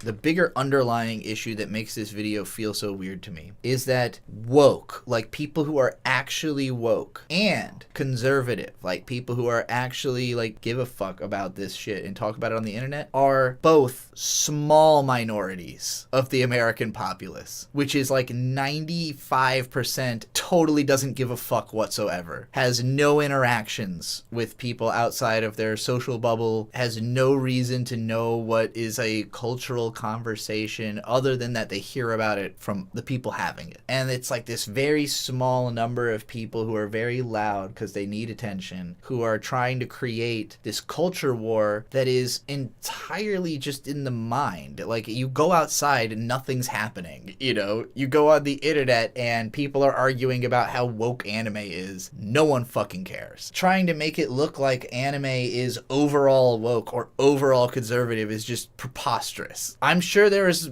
a fucking manga version of the Communist Manifesto out there. Yeah, that shit's woke. Is fucking, you know, he mentioned Ikitosen earlier. That shit was not woke. Disney, it's easier to say that because Disney is one company with one identity that has a goal. It is trying to be woke. The more interesting conversation is Disney succeeding at being woke? I think the bigger failure it has is that it's trying to be woke and failing. And that's where the disconnect is happening. It's like, well, woke people don't want this because it's not actually woke. And normal people don't want woke stuff. They're not like after that, you know, they want normal stuff. So that's where Disney's in this weird position. With anime, if you're a woke anime fan, you just don't watch the stuff that's not woke. You watch the stuff that is woke. If we were just talking about Toei, this would be a way more interesting conversation. Who is more woke between Toei and Disney? Or between just Shonen Jump and Disney? That's an interesting conversation. I don't know who would win that, because even in the context of Shonen Jump, you have some manga that really are not woke at all, and some that are a little closer. You know, like Dandadan is somewhat woke, kind of, but I could easily see why a lot of woke people don't like the show, you know? So it's, what do I consider to be a good woke movie? Slay. It's a drag queen version of the plot of From Dusk Till Dawn, basically. What's another woke movie? I don't know. Not a lot of stuff meets my benchmark for woke. Like, I think most stuff is just normal. There's not a lot of stuff even that's trying to be woke that I think is sincerely actually woke. If you want something truly woke, read Hunter Thompson. George Carlin was pretty woke. I mean, there's a lot of guys who wrote the book on woke, you know? Read the books, do the knowledge, you'll get the woke, you know? I don't think shows and movies are where you should try to get your woke from. That's where you should go to get your, you know, I'm doing this because I'm human and I can't help myself, is where you go to this type of content. More of who he is. It's healthy growth. And for that matter, as one points out to everyone arguing the show's overly sexualized, but do you think it's a coincidence that the aliens who try to assault Momo are dressed like Japanese businessmen? The very people who in Japan are known to grope. See, like, now we're getting into granular analysis of a specific scene from a show that he didn't even describe. Like, he's just fully assumes that we have seen Dandadan, we know the controversy about Dandadan, we know what happens in the scene. Like, he skipped past all the context to go right into analyzing this one specific moment, and he's trying to defend this as like, oh, but this is what it's really not, though. Like, like, the reason it's controversial is that it's not successfully woke. In trains, and that the main characters who are teenagers beat the crap out of them. Anime is heightened wish fulfillment, is what I'm getting at. And while there's some wish fulfillment elements that we as Westerners can identify, there's a lot more that we don't. And to pretend that we understand all of it is a shortcoming, unless we know Japanese culture intimately. And I don't. But I recognize some things more than I think these grifters do, who try to grab onto the anime train as though it's their ticket to promoting an alternative to the Western woke media. They recognize Western wish fulfillment, but miss Eastern wish fulfillment. It goes over their heads quite often. And because of that, it throws in another factor here. Let's talk about male loneliness. The male loneliness epidemic is a term we see thrown around a lot, both in fucking 41 minutes into this 53-minute video. By the way, let's talk about the male loneliness epidemic. That's a whole other video! America and in Japan, a lot of men throughout the entire world are deeply, deeply lonely. And that's because of a number of factors.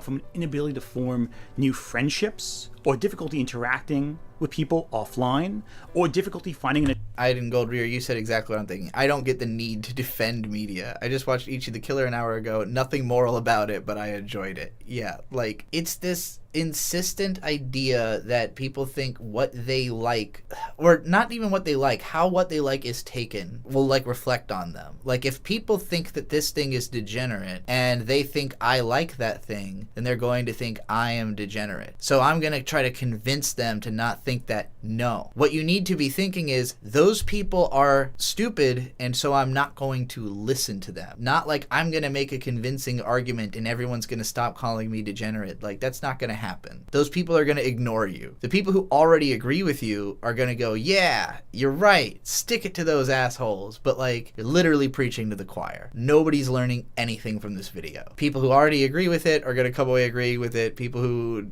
are anti-woke are never going to watch this. If you're going to do this kind of stuff, you have to think of it as, I'm making an entertainment product. I'm not really making an argument.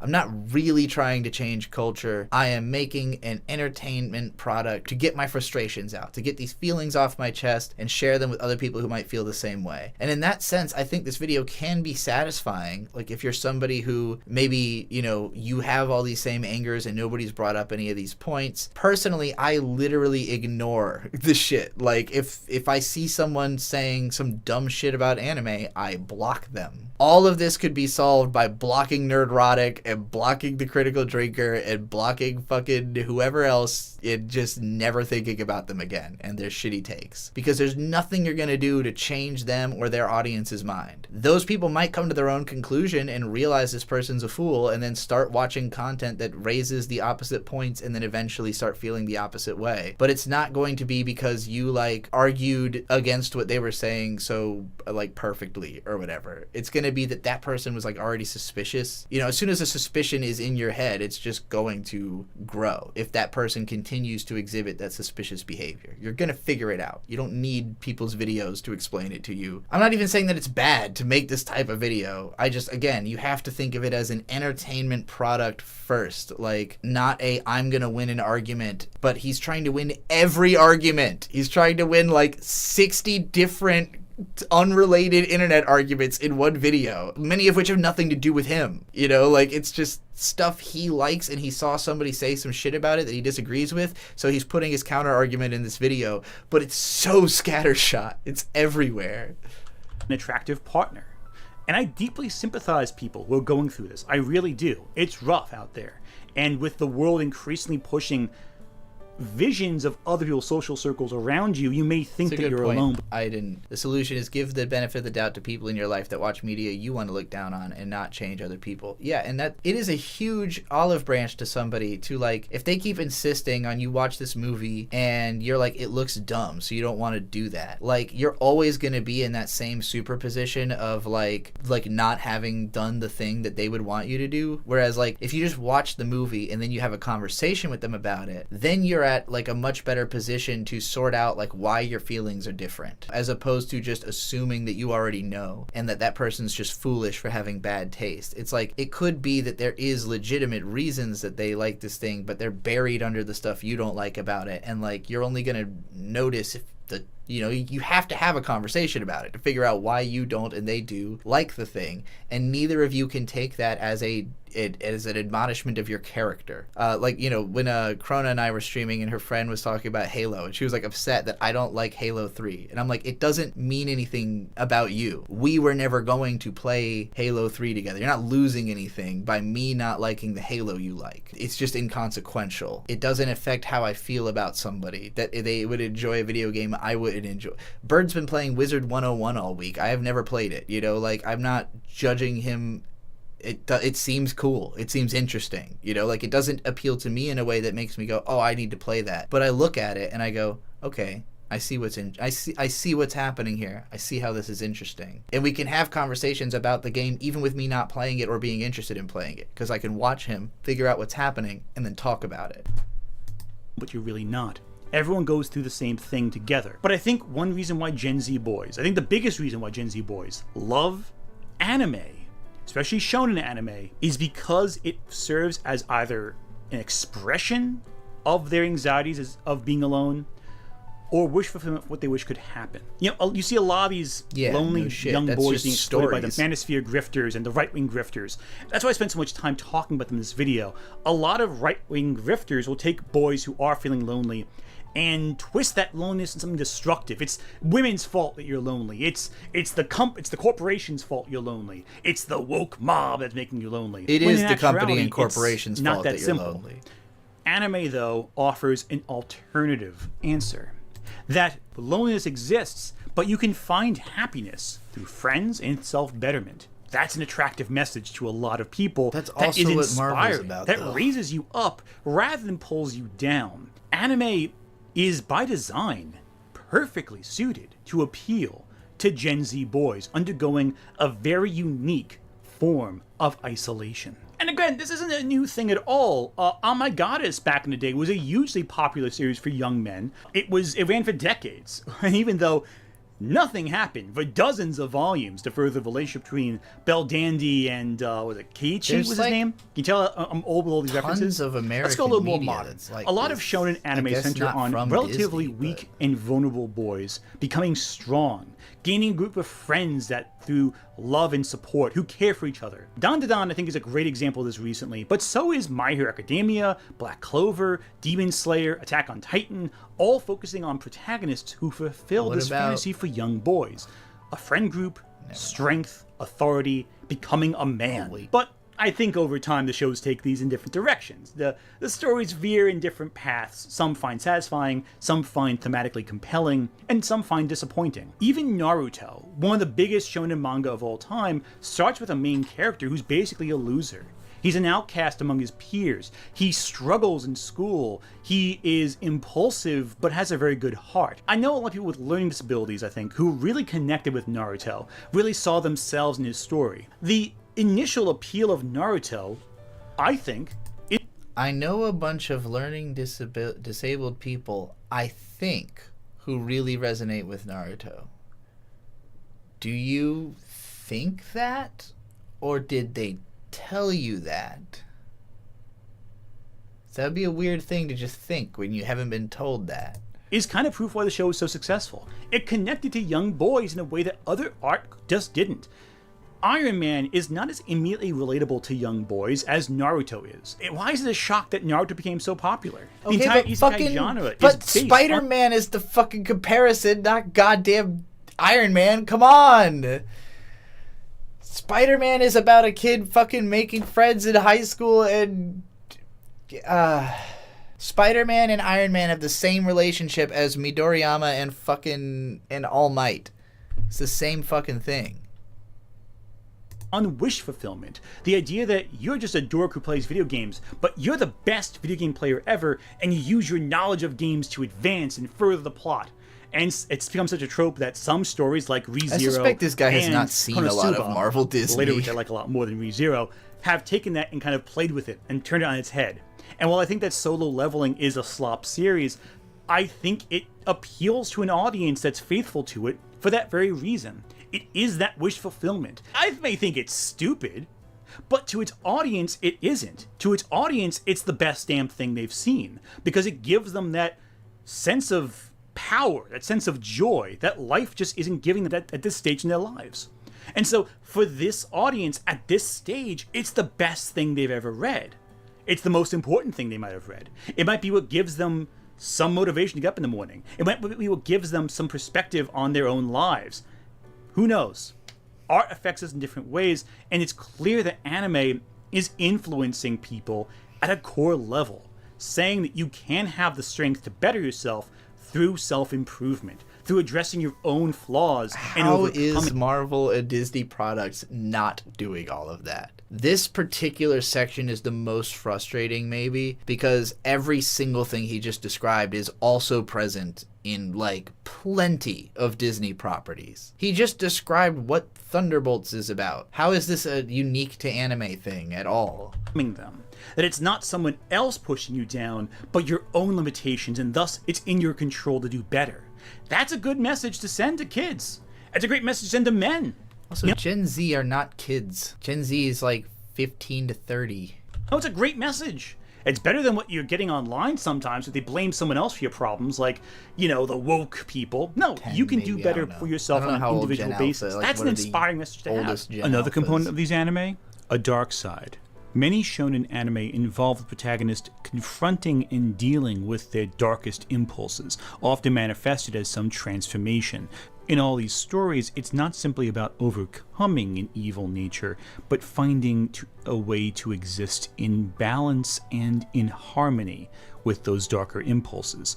It's no shock people love anime. It's no shock that so many bodybuilders love anime, because it speaks to their own... All right, we're bringing in the bodybuilders now. Athletes love it for that same reason. And there are many anime out there that also address the genuine hazards of loneliness, of isolation. There's the award-winning manga, My Lesbian Experience with Loneliness. Yes, I know it's not about boys, but bear with me on this. Dragging everything in here, on man. The impact of isolation. You're right, he is just naming series of being at this an point. outcast. It's a deeply disturbing story that's brutally honest about How the are we still author's bringing own new life manga experience. into this? And It's fucking... Okay, unflinching. whatever. I guess there's still another like great example. 7 One of the most minutes popular left. anime of all time, Neon Genesis Evangelion, brutally deconstructs the core trope. Is Evangelion one of the most popular anime of all time? Yeah, probably.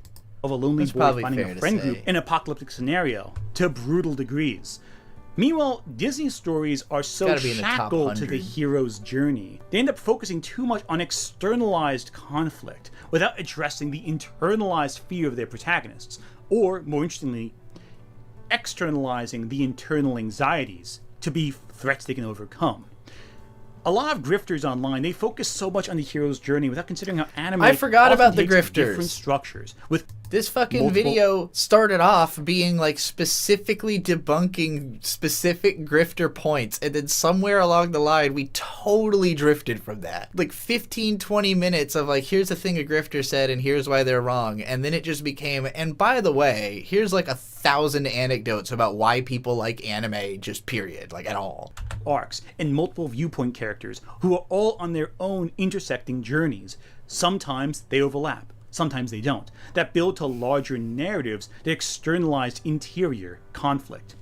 And again, so much of this to me sounds like I've never watched a Disney property. If you want to make this point, you have to compare it to the bad shit. You have to say, here's how Disney is failing to do these things. He has not made one argument against Disney other than the cost. This whole video is just about why anime is succeeding. Like, you have to prove that Disney's not doing these things. And I don't believe that Disney's not doing this.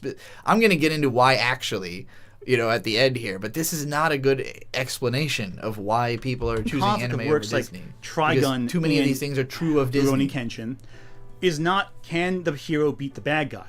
It's, can they win without compromising their moral integrity? Like in the Batman? process? Can they Like do that? fucking Batman? Come on! Almost every superhero. That's literally every superhero who's not the Punisher. Rurouni Kenshin and Trigun are uniquely American-esque in the sense that they prioritize non-violent solutions to problems. They are literally superhero comics.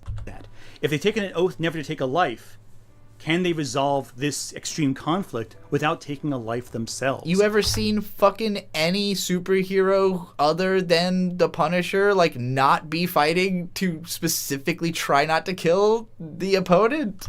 That's compelling stuff. There's also one of the greatest manga and anime of all time, Full Metal Alchemist. And the core crux of that series is that the main character, Edward Elric, creates a problem for himself that he has to resolve due to his own recklessness and refusal to listen to... Yeah, that's the plot of every Marvel movie. Every single one of them. In Iron Man 1, his dad being a weapons manufacturer and then him continuing that legacy is what gets him trapped in the cave and what gets him betrayed, the people around him. In the Age of Ultron, he creates Ultron. Literally, physically manifests the villain of the series and then has to deal with it for the consequences of having done that for the rest of the fucking time he's alive.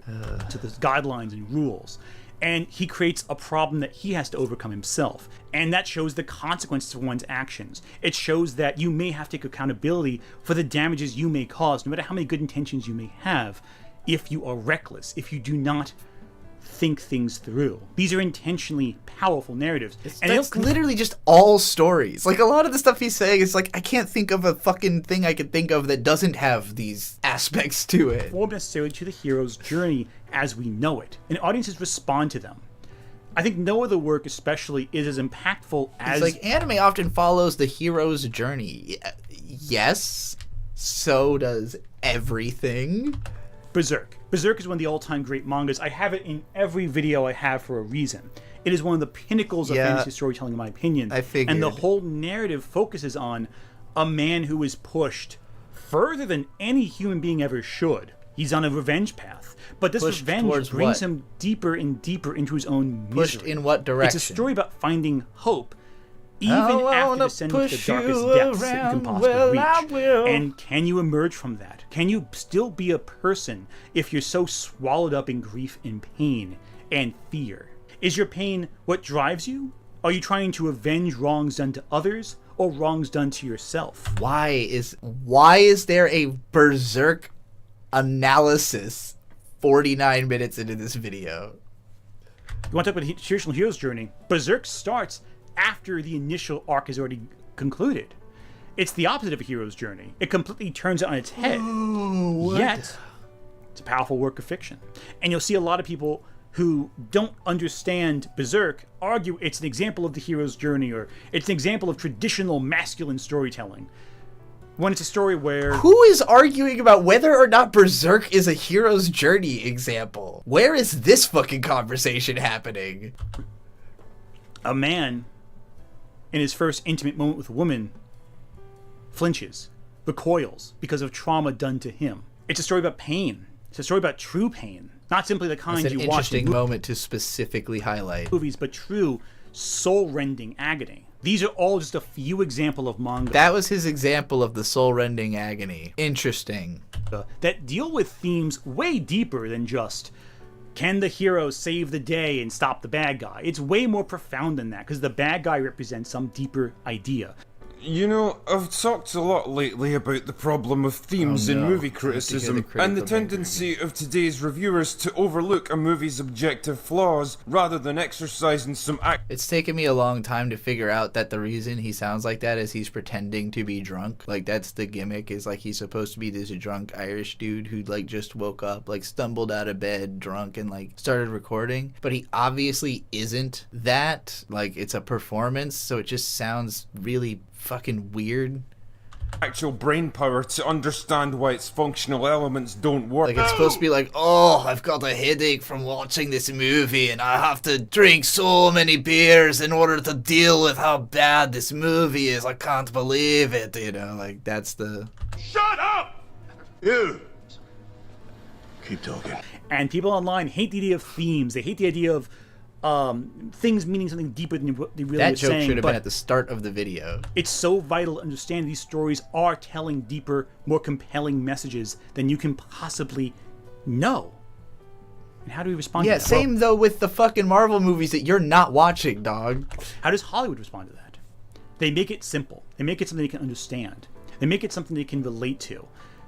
A traditional narrative. Hollywood has turned anime into movies before with very few successes. I think Alita Battle Angel is a success, but it's also a very unorthodox movie. Speed Racer did, but again, not traditional. The Death Note movie, Speed Racer not a very good, did? What do you mean by did? Speed Racer did what? With very few successes. I think Alita Battle Angel is a success, but it's also a very unorthodox movie. Speed Racer did, but again, did.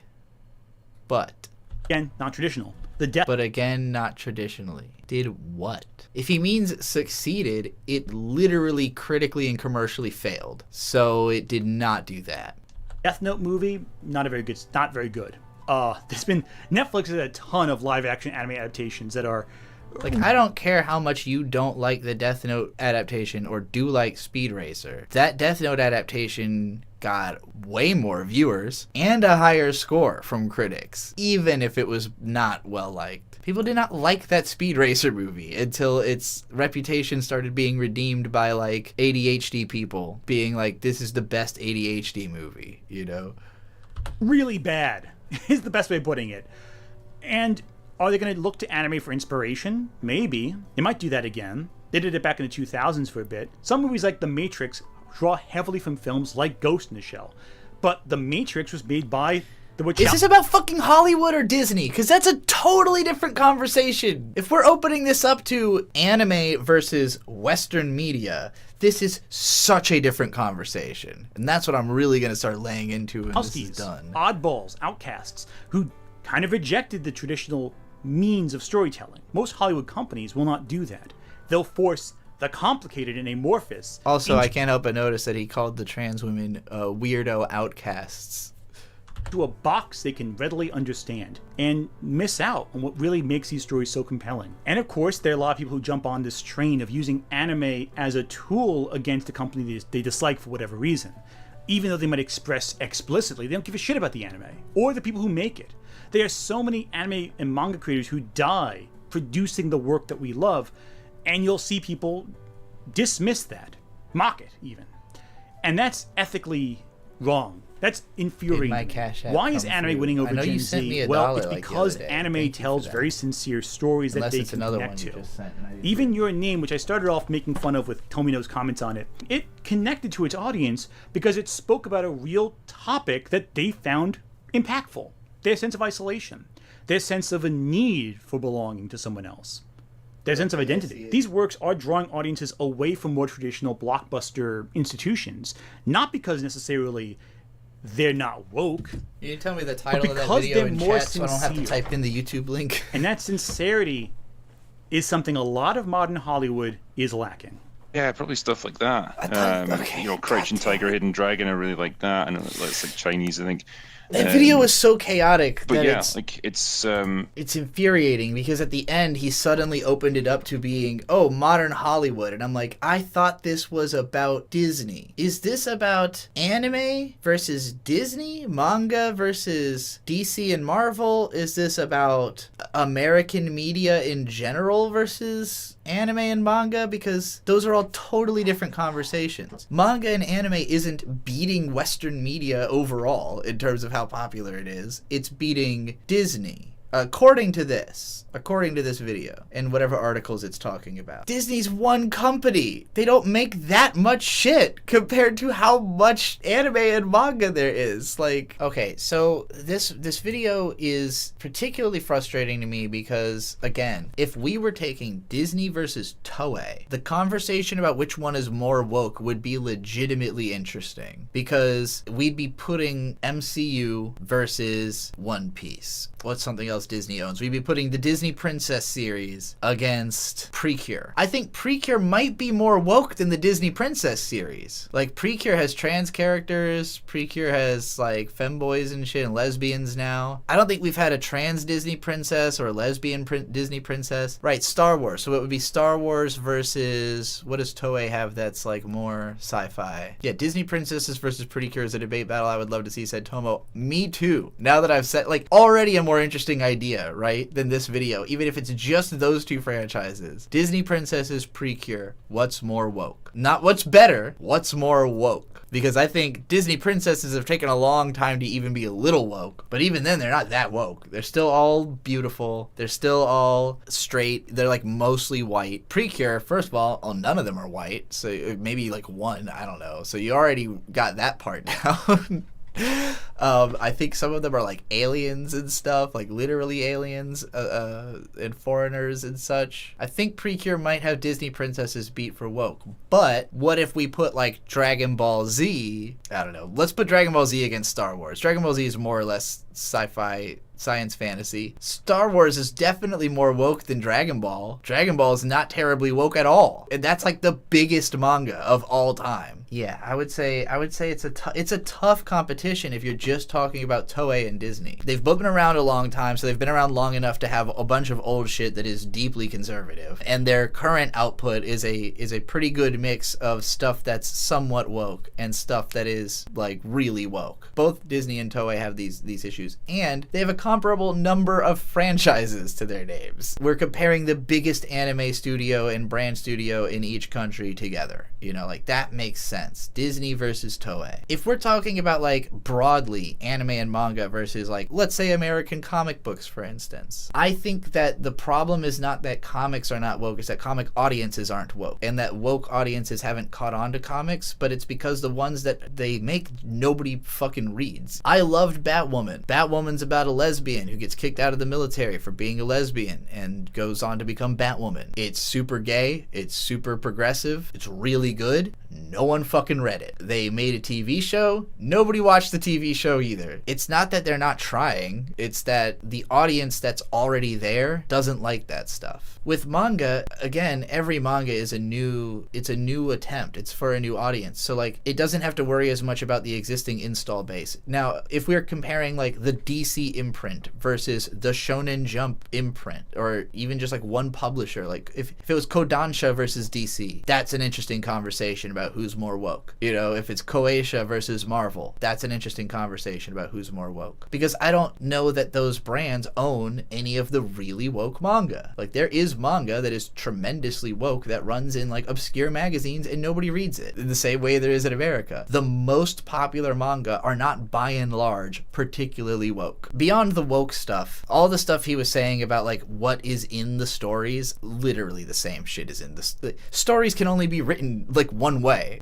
You know, like, there's not a lot of different approaches you can take to writing a story. You create a conflict and then you resolve the conflict through the process of a character development. You know, like, it's always that. So it's just a question of, like, is the aesthetics hitting? We're at a point now where anime and manga aesthetics are so globalized that they're indistinguishable from other aesthetics anyways. Where, like, the most popular, you know, Disney I don't think owns the Spider-Verse movies, despite the fact that it's Marvel. It's a Sony thing, but, like, that's a perfect example of, is it distinguishable from anime even? You know, like, it is functionally anime, but it also is functionally a Marvel movie. Let me put it this way, from the audience's perspective, there's no need to choose. You can have it all. You can go watch Spider-Verse and then go watch Promare in the same night. So it's just a question of, like, well, yeah, if there's more anime than there is American cartoons, which there is, then inevitably, as long as there's equal access to both, yeah, more people will watch anime. Why wasn't that the case in the 90s? We had no fucking access. All that's changed is the accessibility. Anime would have always been chosen over Disney because it was always a whole medium and Disney was always a company. Is DreamWorks more woke than Kyoto Animation? That's a conversation. Probably not. I think Kyoto Animation's probably, like, the most woke, and they're not even, like, super woke, but they gotta be one of the most woke, right? Like, City the Animation's gotta be one of the more woke anime on TV right now. But is it more woke than Ironheart? I don't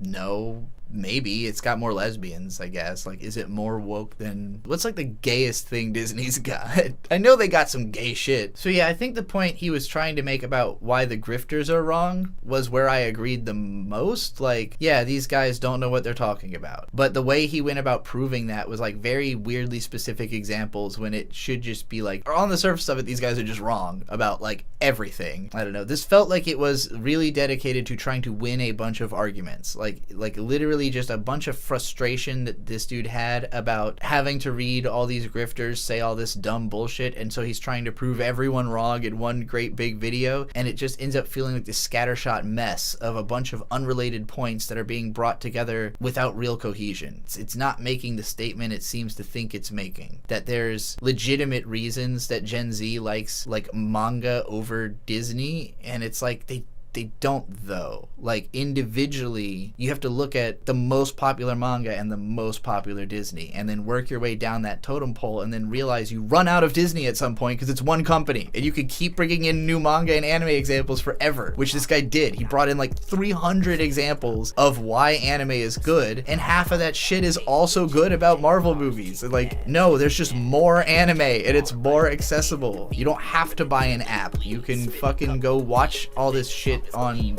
Google, you know?